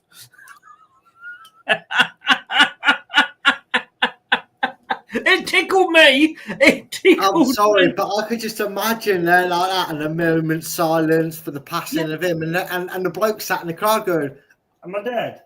Yeah. Well, it's in Bulgaria. A Bulgarian top flight team has apologised for holding a minute's silence for a former player, only to discover he was still alive. There we go. Arda Kardatsali mourned Petko Ganchev before Sunday's league game with Leicester Sofia, with both teams lining up on the centre circle bowing their heads in Ganchev's honour. However, before the game had ended, Arda posted on their Facebook page saying they'd been misinformed. The management of PFC Arda would like to express a huge apology to the former Arda player, Petko Ganchev, and his relatives after the club received wrong information about his death. We wish Petro Ganchev many more years of good health and enjoy the success of Arda. That you can imagine Leicester doing that, can't you? You really could. And I can just imagine the guy probably, if he wasn't in the stand, watching it at home, sitting there, and he's gone, "Oh, I thought the wife was just ignoring me. I'm dead. When did this happen?" You know what I mean? Like, he's like, "I thought she just had a mood on her. Didn't know I died." Oh dear. Right, here we go then. Let's roll through these. Please, everybody, do join in with your marks as well, and we'll try and get them up. But please do, as I've put there, put the player and the mark, because you could be saying 5, 6, 7, 8.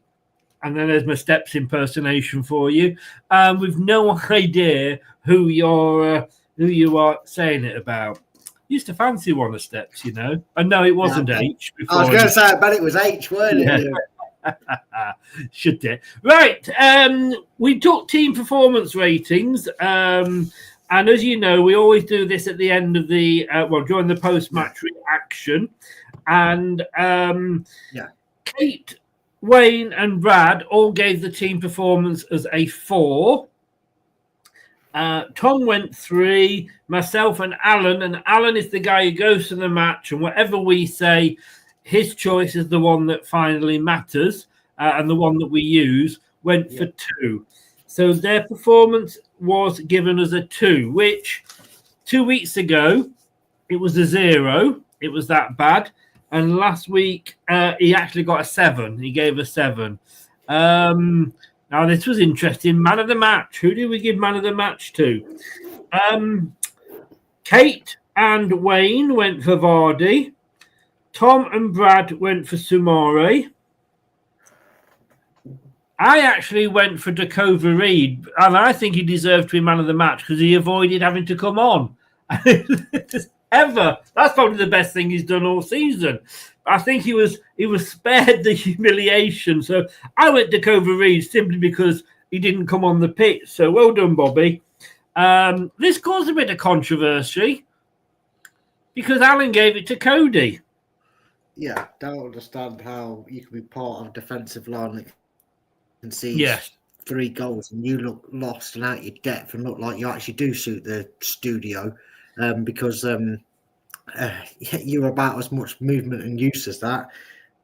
And Alan sees him as man of the match. Well, like I say, it's all about opinions, but that was who he gave it to. Now, this was a new category I introduced just for a bit of fun. There we go. It's your picture again, bro. Match Donkey. Now, I'm going to say during the show, I actually gave it to El Canoes, but I am going to back off that because I was just a bit annoyed that every time he got the ball, he refused to pass it. But maybe we didn't. No, I'm going to go. I am going to go back. You actually gave it to Ndidi, Wayne, Tom, and Kate, and I'm going to have to agree with them actually because normally I can't stand this guy, and that is Wout Faes. However, Alan went for Mr. Daka. Yeah. God loves a trier, but I don't know what trying, but it's just not happening for him, has it? And look, I think we play a big reason in the downfall of Daka because there was, for a small period in his Leicester career, a Daka full of confidence, wasn't there? 4 goals against Moscow, wasn't there? Yeah, and a couple, and I think 5 or 6 in the Premier League, and then we stopped playing him and his best mate. So it's sad times, isn't it? Yeah. All right then, let's get into player ratings. Here we go. Yeah, go on. We're going to start with Mads. Now I'm going to go to you first, Brad, and then I'm going to tell you what Jordan gave them afterwards. Jordan, of course, who does the player ratings for the Mercury and Leicestershire Live. And also, guys, he does them with a blindfold on watching the game. True. I know I'm part of the goalkeepers union here, Chris, but I'm actually going to give Mads a 3. I don't think there's nothing he can do about a couple of the goals. No. But I'm going to be controversial here. I think in a few goals he's conceded since he's come back from fitness, Stolarczyk would have raced off his line and made a big block. There's something that we got from Stolarczyk, a little bit extra that we don't get from Mads. And I know you could say, well, we get the big spread of the Danish spread, if you will, like we got with Kasper with Madsen. We don't always get that with Stolarczyk. But I feel like the commentator said I might be being a bit harsh here, but I feel he could have done a little bit better with the Garnacho. Getting beat at near post like that is criminal in the goalkeeping world. So I'm going to give him a 3. As I always say, though, the goalkeeper's only as good as his back 4. And when you got Wout Faes in your back 4, but there you go. I think if you've got Wout Faes and Connor Cody in your back 5. Well, it's funny that we'll come on to Wout Faes in a minute. But you've given him 3. I thought he did all right, actually. I'm going to give him 4. Jordan has given him 5. All right. And then we come on to James Justin. I'm just going to be short and sweet with it. I'm sick of him playing right back when we've got 2 right backs. Well, I thought we had 2 right backs available to us, but the cripple that is Ricardo's out again. Hurt himself standing up and getting run out of bed, that bloke. First on the list, as you know, Chris, who I want gone in the summer if we're able to sell players or just buy them out of contract. Sick of a sick note being on there. But we have a right back and don't play him there. I'm infuriated. 0. I don't care how he played. 0. I don't want him playing right back. Put him on the fucking left or don't play him. 0. I've got Kevin. You need to put the names down, please. Otherwise, I'm having to sort of guess who you've gone with, and I'm not bothering. So you've gone 0 for Justin. I thought that's a bit harsh. I've gone 3, and Jordan's gone 4. Now, this is somewhere we might agree on. Wout Faes, even Ruud van Nistelrooy has come out and gone, Wout Faes should have cut down that first opening goal. He should have got in the way. Yeah, but also, Chris, where the fuck was Connor Cody? Where the fuck was it was going down Faes' side, wasn't it? It doesn't matter. You're a centre-back partnership. You're a partnership. The clue is in the name, Chris. They're supposed to be a partnership, not a I leave you hanging and dry because he's on your side more than he is my mate ship. It's a partnership. They're a centre-back pairing. They are a partnership. I can't think of any more words to say to express it, Chris. Where the fuck was the rest of the team? And apart from Samare, who did goof, he did goof. He did goof the clearance, trying to get it to it first. I criticise as much as I praise, which isn't a lot because that it is what it is. But where the hell was everybody else? Why were we playing a solid back five? Why were we playing a solid back five and only one person chasing back and poor Luke Thomas trying to help his brother in out because he understood what a defensive partnership meant because he tried to get back and help Wout Faes out. I don't think Wout Faes is at fault for that first goal as much as it seems in the grand scheme of things because, like I said, where the pissing hell were the rest of them? I'm sick of seeing us concede goals like that, Chris. I'm sick of seeing us defending as a team for 75 minutes and then switch off for 2 when we concede. Everton scored 3 out of their 4 goals, doing exactly the same to us. It's embarrassing. I'm going to give him a 4, Chris, because I'm sick of him getting all the stick when he's the only donkey that's got the brain cells to run back after the ball. Yeah, but he's already back out of position 99% of the time. But again, at least he's running back, mate. You know what I mean? It's about opinions. You've given him 4. Yeah. You look at Manchester United when one of their players was out of position. Did the other guy go, nah, that's your fault, that is? No, he came in and made an inch-perfect sliding block and stopped us having a chance. He went, sorry. He yelled at him afterwards, you sort your shit out. I shouldn't be having to do this, but I've got your back because you're my brother. You wear the same shirt I do. I'm going to bail you out because you'll bail me out if I ever fuck up. Sorry, I've had me rant now. I'm okay, well, Jordan actually gave him 3. So wasn't particularly disagreeing with you. And I'm sorry, Brad, I've given him 0. I still can't stand him, and I still think he's taking somebody else's oxygen up. And I'd sooner see Yannick Vestergaard's dog in the back 4 than Wout Faes. That's fair. I understand where people are coming from, but I think we've been very good at making defensive scapegoats as fans. Thomas for a few seasons, Ben Chilwell for one, Soyuncu for that collapse when we were top 3, and now it's Wout Faes. Mm. No, I appreciate and respect your 4. You're wrong, but I respect it. No, yes, Connor Cody. Here we go. I was going to sit back here, guys. Right, you know how you detest. Oh, nobody told me. Nobody told me here. Look, I've not been doing my pictures. You know how you just won't have it, and you just refuse to accept that Wout Faes is actually the scorn of the earth, and is the sacrificial lamb that deserves nothing. Well, this clown.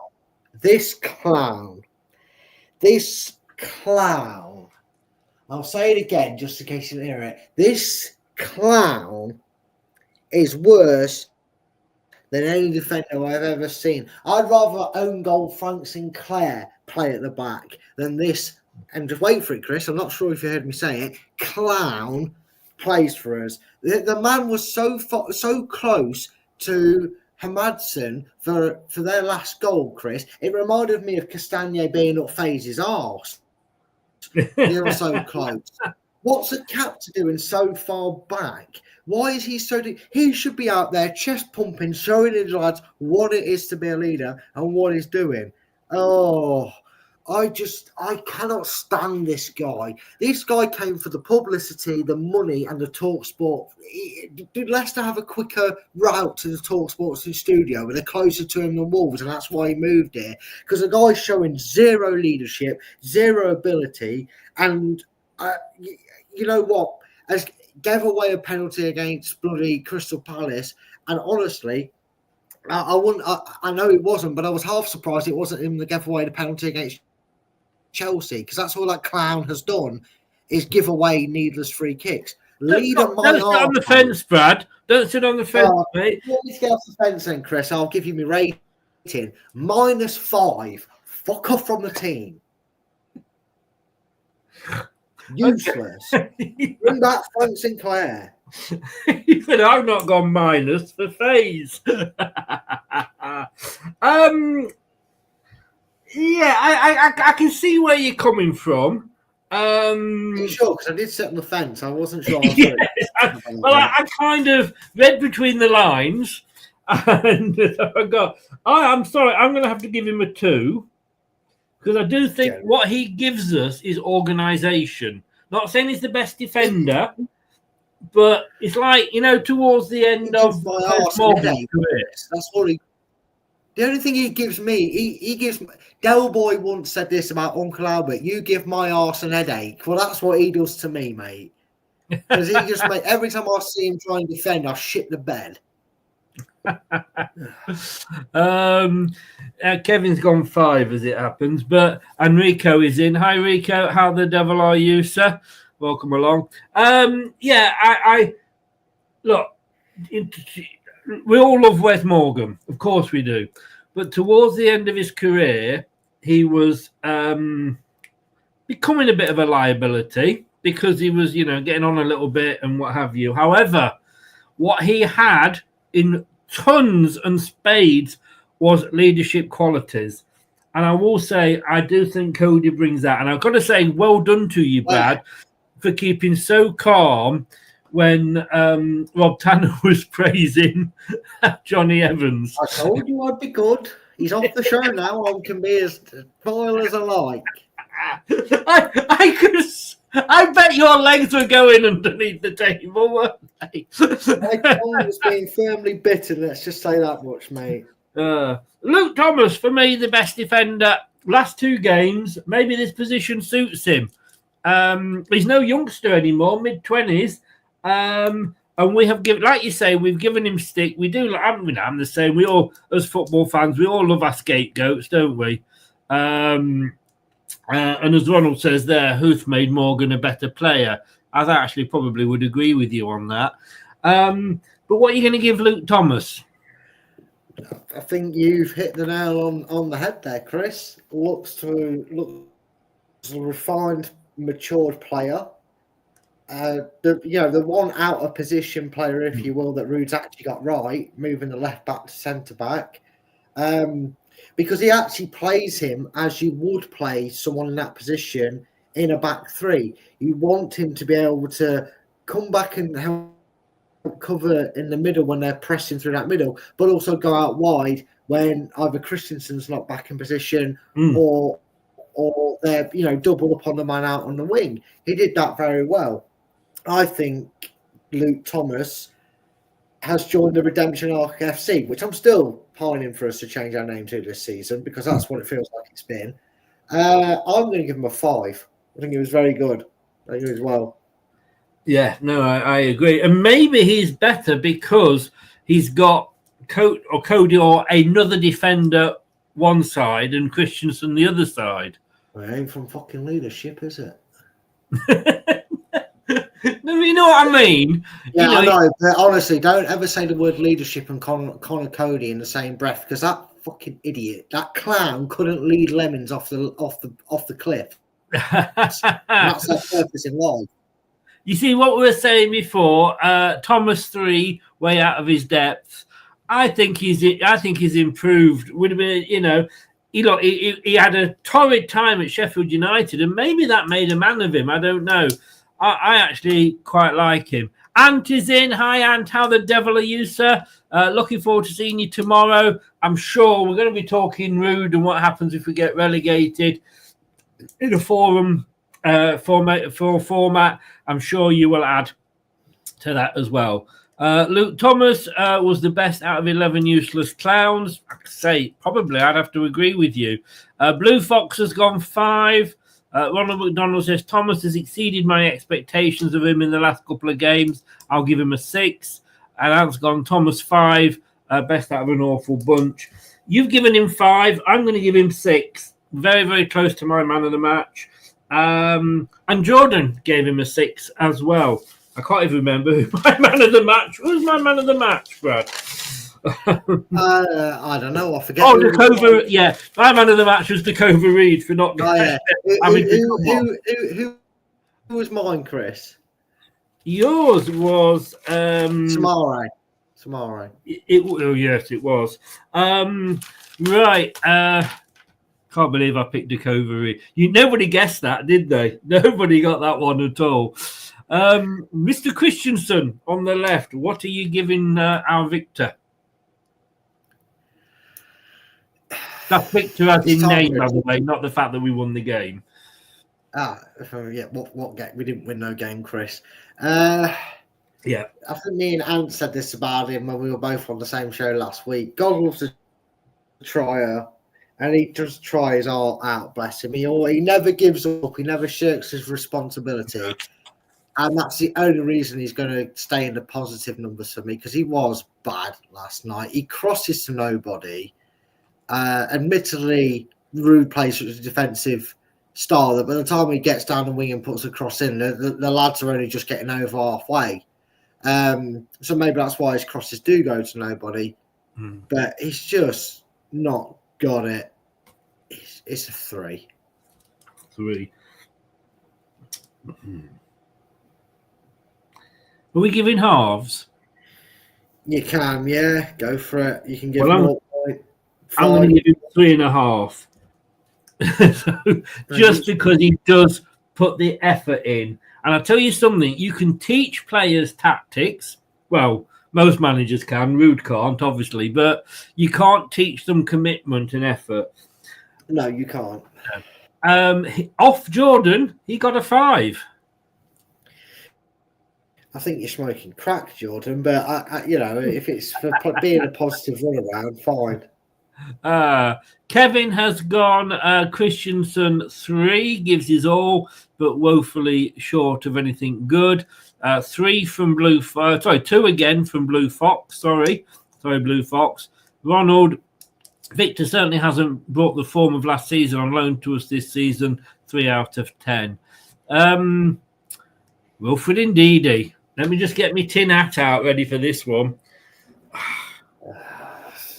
He's just Rob Tanner.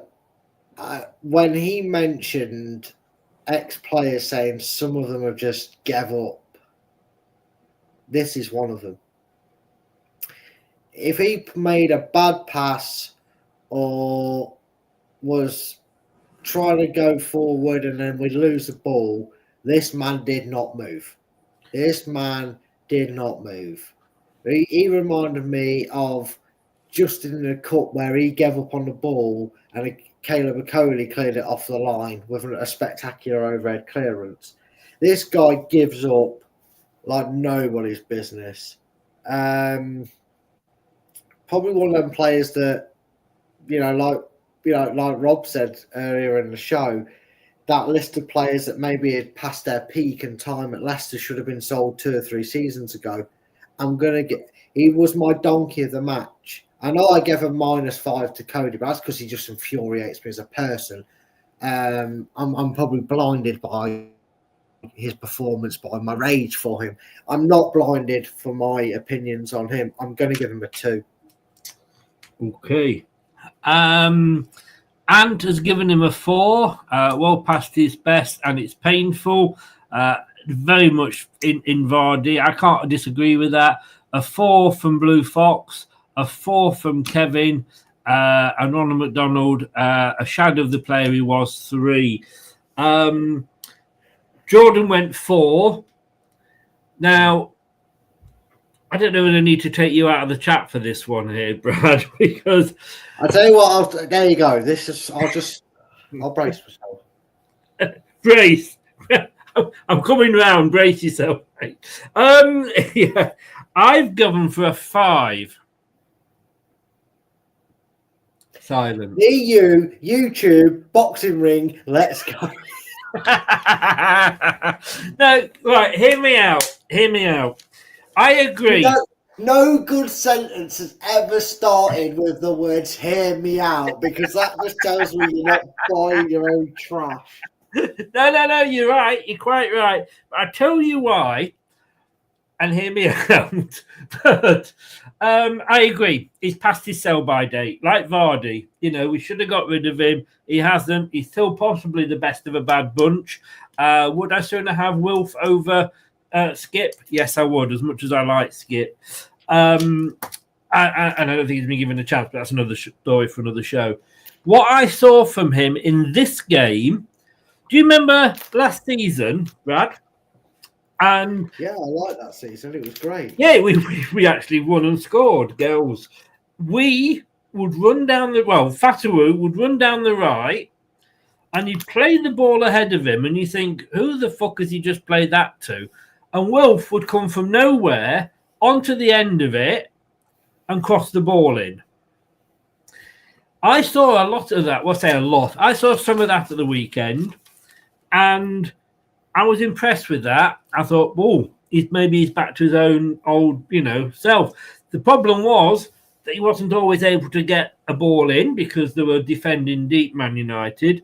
But also, there's quite often nobody in the box to cross it to.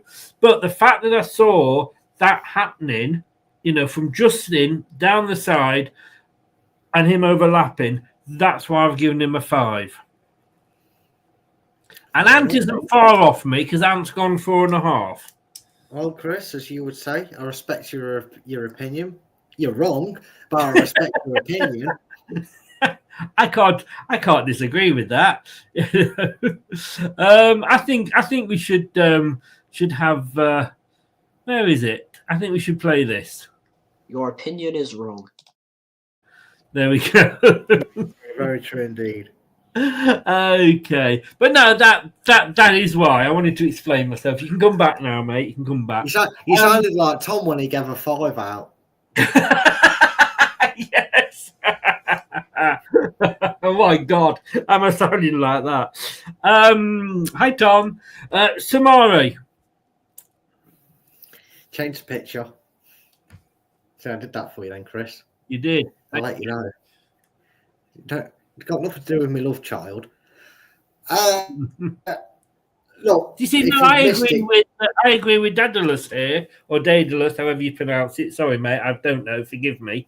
I do apologise. But yeah, I do agree with what he's saying there. But let's get on to your love child, and let's just see exactly how much you give this man.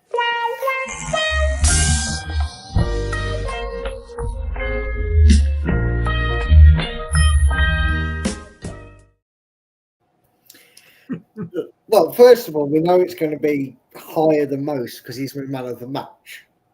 And, I always score my man of the match, better at everything. I do agree a little bit with Ant's comments. He did seem to have the fuse go out of him a bit. The spark went out of his eye when Man U made it 2-0. He did become a bit lazy. I think that's throughout the squad, though. I think it's more noticeable on players like him and Ndidi because a lot of our actions go through them, don't they? They're like that first line of defence. They're also supposed to be that interchange from defence to attack. The one thing, and I think I will agree with me on this, is the one thing we have noticed throughout the season that Samari did good last night and does do good when he's afforded the space, which if you want to watch this show back and see my little tactic board, it will explain his freedom he will get in the role. I know it's scary, Jan, right? But my point is, 2 or 3 times in that game last night, Chris, he got the ball in space and he drove with the ball. And I almost thought we were back in COVID because this silence suddenly erupted into noise, Chris, because he drove forward with the ball and he actually had space to run into and options in front of him to actually try and pass the ball on and get us in there. And bear with me here, Chris. I'm about to say something that's unheard of in Leicester for about. I'll hear you out, Brad. I'll hear you out. Yeah, I know, right? But this is something that's been unheard of for 655 years at Leicester. But it actually got us into attacking scenarios, Chris. I know. You've probably forgot what that meaning is, but it actually means when we're not sat in our ass defending, we're actually up front. I'm going to give him, and normally with my man of the match, especially this season, there's a big gap between man of the match and the rest of the shit. Not the case this time. I'm going to give him a 5.5. Okay. Because nobody's getting a 6, spoiler alert, because nobody was good enough for me to warrant that. Well, Jordan actually nearly agreed with you. He's given him a 5. Look, I was impressed to a point with Sumare because I was watching him thinking, my God, he's actually making some forward runs, like you say. But then I looked at him and thought, bloody hell, you're a lazy bastard. That might be the Frenchman coming out of him. Well, that is very true. I mean, just give him a flat cap and some onions and stand him in the centre circle with a bike. Look,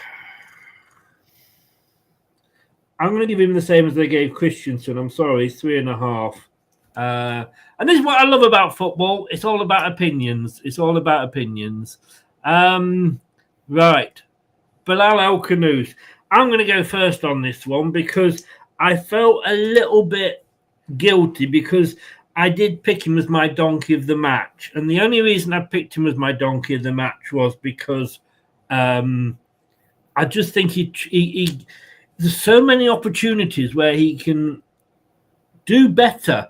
Samari, that we're just saying, brilliant run forward, got the ball, played it to El-Khanous. El-Khanous could have played it back to Samari, who was running on, or I think he had Christensen on the other side. What did he do? No, he held on to it and had 2 Man United players on it, and the ball ended up all the way back at Madsen Manson. That's why I had picked him as my original donkey of the match. I'm going to give him a 3. I don't think he deserves any more than a 3 because he needs to learn that this is a team game. We are not El-Khanous City.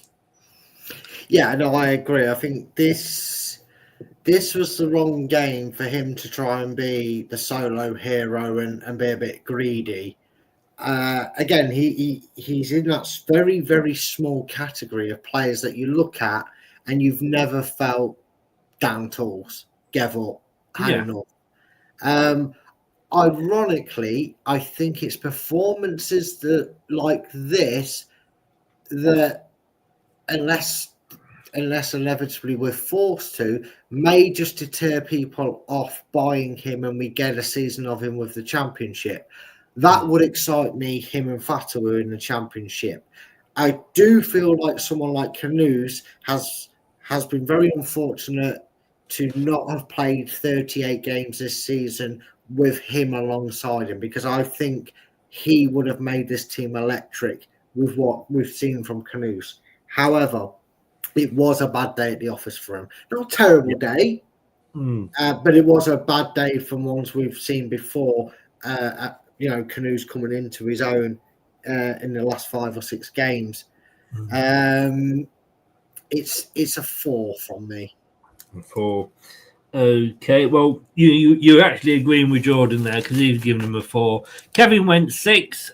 Good, it could be a good signing, so we'll probably sell him. I think he will go in the summer. I think he is our sellable asset. But like you said, Brad, I would love to see. Can you imagine the 3 of these players: Mavididi, El Kanous, and Fatawu?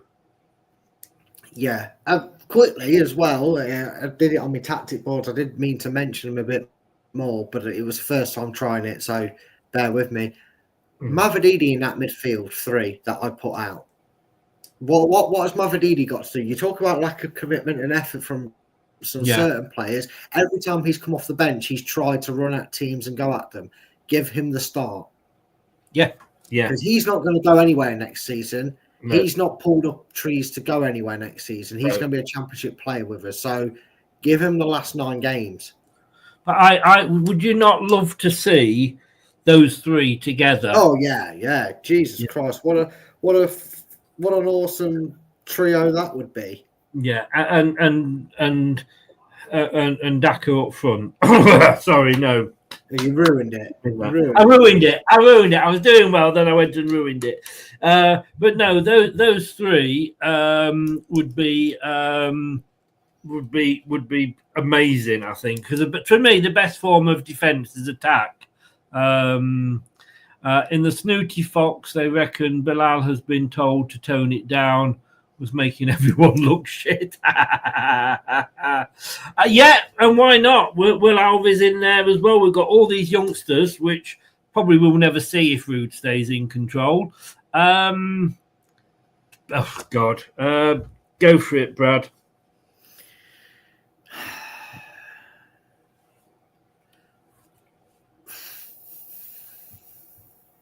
I want to say we're still not playing to his strengths, but I don't know what strength he has because he couldn't hold on to the ball. He fell over every time the ball came at him more than half a mile per hour.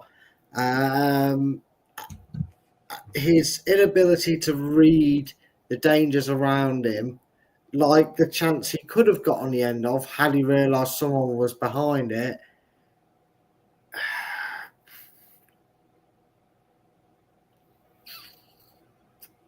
One. Wow.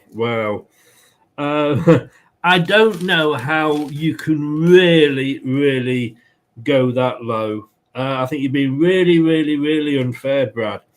And in fact, I'm going to surprise you here because I'm going to give him 1. He got a 3 off Jordan. Put the trucks down, Jordan. Yes. Here we go, Mr. Vardy. Oh, sorry. Can I just say 2 off Ant, 2 off Blue Fox. No comment of Kevin. A 3 out of 10. Not his worst game for us, but that's not saying much. And that is the thing. Think of all the bad players we have had, then think of someone not as good. Roger Davis. I'll leave it at that. Jamie Vardy. I'm probably going to surprise people with this because he had 2 very, very good chances. And you would have been screaming blue murder if Daka had done what he did.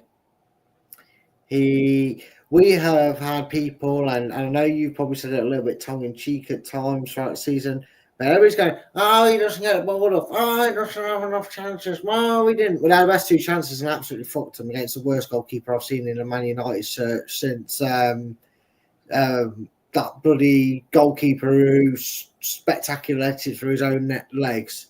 I can't remember his name. He began with a T. That's all I remember. Sure, I know you mean. Yeah, I can't think of it. Timar. Oh, I don't know. Tobias. We'll just call him that for now. Yeah, something like that, wasn't it? Yeah, somebody will tell us in the chat. Yeah, I don't think Man United have had a worse goalkeeper since him. And Vardy just hit goals that we have seen him score. We saw it at West Brom in a great escape. That goal he scored was brilliant. He was in that position, Chris, and he was so hesitant that he tried to cut it back for Buonanotte because he was so worried that he wouldn't score it. Mm. Jamie, I said this before, and I'm going to say it now. You know, if Leicester know they can't afford to sack and replace a manager, but they can afford to sack one, but would be managerless, maybe Vardy needs to check his ego, put it to one side, and say, "Look, give me it.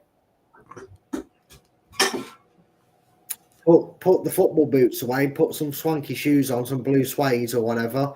You know, chuck the shirt into the kit man's bin to get washed and framed and signed and auctioned off when you retire, and put a suit and boot, get suited and booted in the dugout, because you are killing your own reputation at this club. Your story, your Netflix documentary is going to end on such a bum note in such an anticlimactic way, when the ending is Jamie Vardy shriveled up and curled up on a ball and perished on a football pitch. His career ended in smoke because he's just not good enough. And even when he had chance after chance against Man United, he didn't even take one. The one man you would have bet your mortgage on ending a goal drought, and he didn't do it. I'm giving him a 2, Chris. 2, okay. I think missing the chances he did is that ball that was passed to the side for Brunette to shoot, the Jamie Vardy of old would have taken that, and the Jamie Vardy of old would have scored it. Why can't we see? I said earlier in the season, he may not be past his sell-by date, but he's definitely past his best before date. I'm sorry, he is now past his sell-by date. Again, for the second time, I'm agreeing with you. Well, I'm going to give him a 3 because he was putting the effort in. And if everybody else had put that effort in, we might be better. So I'll give him I'm going to give him a 3. If I give him Samaris 3, I'm going to give Vardy 3.5. But I agree, and now look, you were agreeing with Ant. I'm agreeing with Ant 1,000,000,000% here, and I won't exaggerate. 2, Vardy has many more chances. How many more chances can he miss and stop pretending he's not a big part of the issue as why we haven't scored in 7 home games? Problem is, if we don't play him, who do we play? We play Daka. Ooh. I mean, you to up front and can play your best mate. Let's give Edward, ask him to put his knitting needles down. What have we got to lose? What have we? No, honestly, he could be awful, but he can't be as awful as those two. Monga, whatever he's called. Monga, is it? Monga. Give him a chance. Give him a chance. But anyway. You know what? I'm up for that, Chris. Yeah. Play Jordan. Monga and Edward. Now, there's your front two. I think you could use their names to describe Edward, but I'll leave that there for the... No. Kevin's gone 6. Blue Fox has gone 5.5. Ronald's gone 5. Ant has gone... Daka literally isn't doing anything less than Vardy is at the moment. And Ant's Leicester fan channel get Evans in the team. Tell you what Daka isn't doing, he isn't having shots. Right, we're going to very quickly, because of the time now, run through the substitutes. So not a lot of discussion here. Just really, Brad, just give me your thoughts. Harry Winks, he got a 5 off Jordan. Actually, probably one of our brightest sparks. 4. Yeah, I agree with you, actually. 4. Brunette. Send him back to Brighton. Completely gone. Not interested. 2. I've gone 3. I didn't tell you Jordan's gone 6. Please tell me you're lying there. No, I'm not lying. He's gone 6. He went 6 with Buonanotte. Let's just see what he said about him. I know I said we're going to rush through these, but he was lucky with the block shot, keeping up with Vardy well and manoeuvring himself into space, dribbled well at times too. Look, when my son was 6 months old, he dribbled well. Let's be sensible about this. McAteer. Said it when he played him. Said it after that. Not good enough. 2. Looked scared, Chris. Well, I'm going to give Don't want him him 2. I think he could be a decent player, and I think he could be a decent player in the Championship again. I just don't think he made an impact in this game. Chris, you just reminded me. What happened to the other right winger we had, the young lad? Did he go out on loan this season? Played in the Championship and scored his first goal for the club in the Championship last season before we said, what's happened to him? I don't know who Matsawari went this time. Oh, that's a point. Yeah, we probably sold him. Let's be honest. Probably. I just no, we probably have sold him. Yeah, we probably have sold him. But I don't think he didn't make any impact in this game. Mavadidi. Play him in that midfield 3.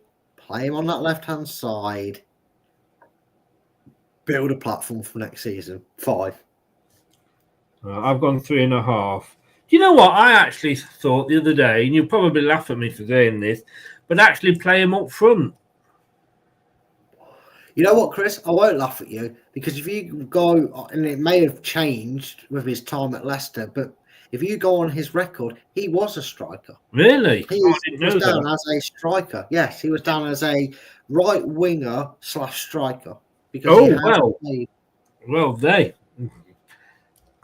good brains, as they say. If my tactic board ends up with me getting the Leicester job next season in Championship, would you come in as my tactical coach, as assistant tactic coach? I will indeed. I've been thinking about it as well. I have been thinking about going to 4, having the 2 up front and having it be Mavadidi and I or someone like that. Yes, maybe we need just to do a tactic show on its own. Maybe Brad versus Chris, and then just run a poll at the end. And we're not talking about the Polish people. About a poll. Which ones do better? I would have said Ronald. Yes.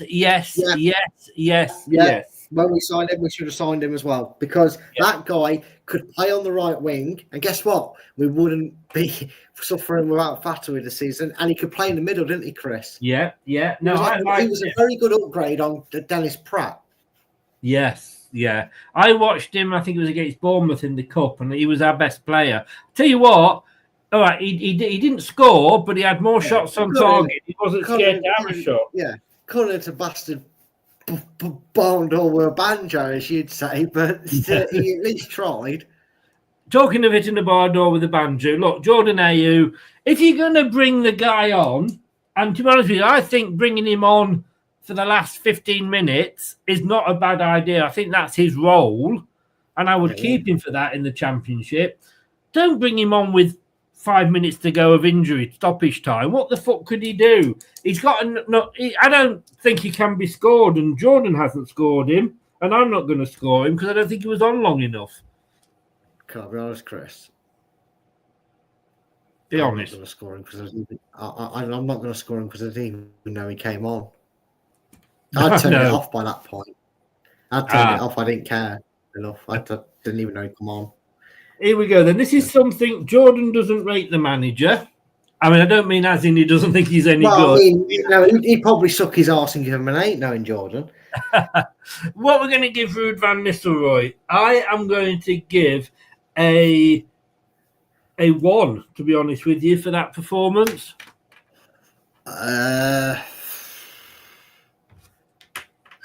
After all the praise we gave him for the Chelsea performance, a bit like what someone said about Samari undoing all his hard work by being lazy, Ruud van Nistelrooy undid all his hard work in 98 minutes against Manchester United. 0.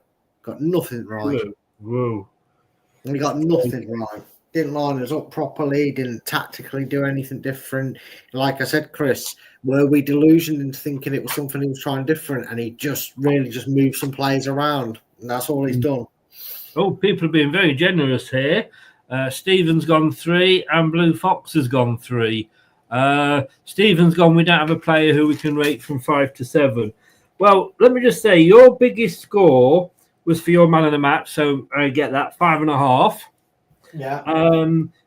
I gave my highest score to Thomas, which was 6. Yeah. Although my man of the match obviously was Jacoby Reed for not coming on. And Jordan gave 6s to Thomas, Vardy, and Buenete. One of those I agree with. 2 of them I'm thinking, what the fuck? But there we go. There we go. Very, very quickly. Anything surprise you about this weekend? I mean, Arsenal only beat Chelsea 1-0. Fulham beat Spurs. That shouldn't be a surprise, should it? But on the Saturday, Everton they were behind for a long period, got the equaliser and hit the post, or would have made it 2-1, and I'd have got 3 points. Thank you very much, Everton. Ipswich and Nottingham Forest, we were getting excited when it was 3-1, weren't we?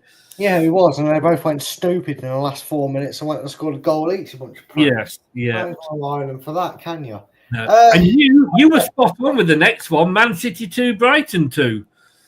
Yeah, I know that's how it works. I think the, if you want to call it a surprise of the weekend, ironically didn't come in the Premier League, Chris. It actually came in the Carabao Cup final. Yeah. The surprise wasn't necessarily Newcastle ending their 70-year wait for a trophy. Congratulations to them. On major trophy. Obviously, they've won the championship and that beforehand, but a major trophy, which gets a bit of a stretch these days for the League Cup. It was in the 90s when we won it. I'm not sure if it's a major trophy now, but still, fair play to them. The biggest surprise actually came from Liverpool because they were just awful. Not a good week for them, was it? No. Knocked out. They've been knocked out of the FA Cup by bottom of the Championship Plymouth. They've now lost the cup final to Newcastle. Out the Champions League, I believe, aren't they? So, yeah. Penalty shootout where they only scored 1 penalty. Yeah. And I would say if they had worked so many points ahead, I'd be worried about the league form. But I'll tell you something. Do you remember when Newcastle, they had Love-It season? Yeah. They had a big lead and they lost it. The fact of the matter is that you've got a dumbass club like Arsenal that have thrown it in themselves anyway. And I do think Nottingham Forest are too far behind. So they probably will win that. Very fortunate because in the space of a month, Chris, he's gone from, my God, this guy's better than Klopp to just being a shit wish order Klopp because, this really is, people used to say, green-eyed monsters used to say, oh, Leicester won the Premiership, but that's because no one else tried. Chelsea 4th, Manchester United 12th. I didn't realise you were still looking at it. I was just looking. At least when we won the league, it was like Arsenal, Tottenham, Man U, Chelsea were the top 6. Arsenal 2nd, Chelsea 4th, Man City 5th, Man United 13th. There we are. I got there. Tottenham Hotspur. Below them in 14th. So, who's having a meh title win this season? It's funny how things can change. I mean, Arne's plot is probably, like you said, Chris, very grateful that his team did so well in that first 3 quarters of the season. Well, first half of the season at least. Indeed. Right. That's been a long one, but it's been a good one. That's what my missus says. Oh, sorry. Not what she said to me. Hi, Jess. She's been saying that too. Hi, Jess. No, I'm not going to go anywhere with that. I wish I didn't laugh at that. No, you started that. Started that, young man. Look, big thanks to Rob Tanner.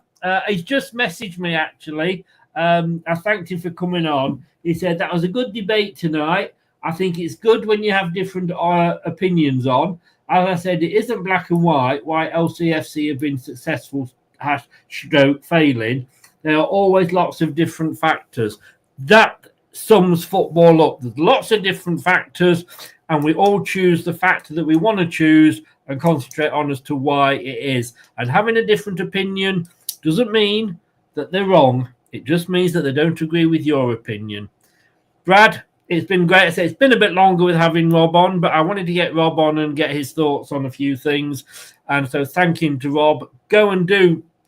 I mean, I think you can get it for something like 18 quid a year for 12, for 12 months. It's great value.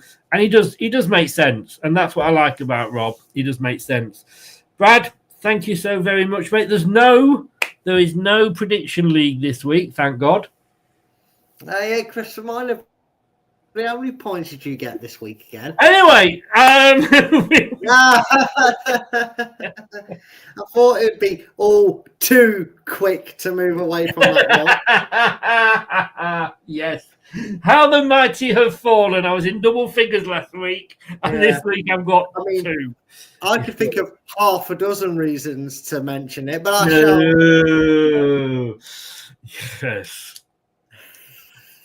Enjoy your 6, mate. The joy of 6. That's all I'm saying. It's so difficult not to feel smug at this moment. Are you feeling a little bit smug, are you? Oh, it might be. Just a little bit. I don't know, it's so difficult not to look smug at this point. On that point. On that bombshell.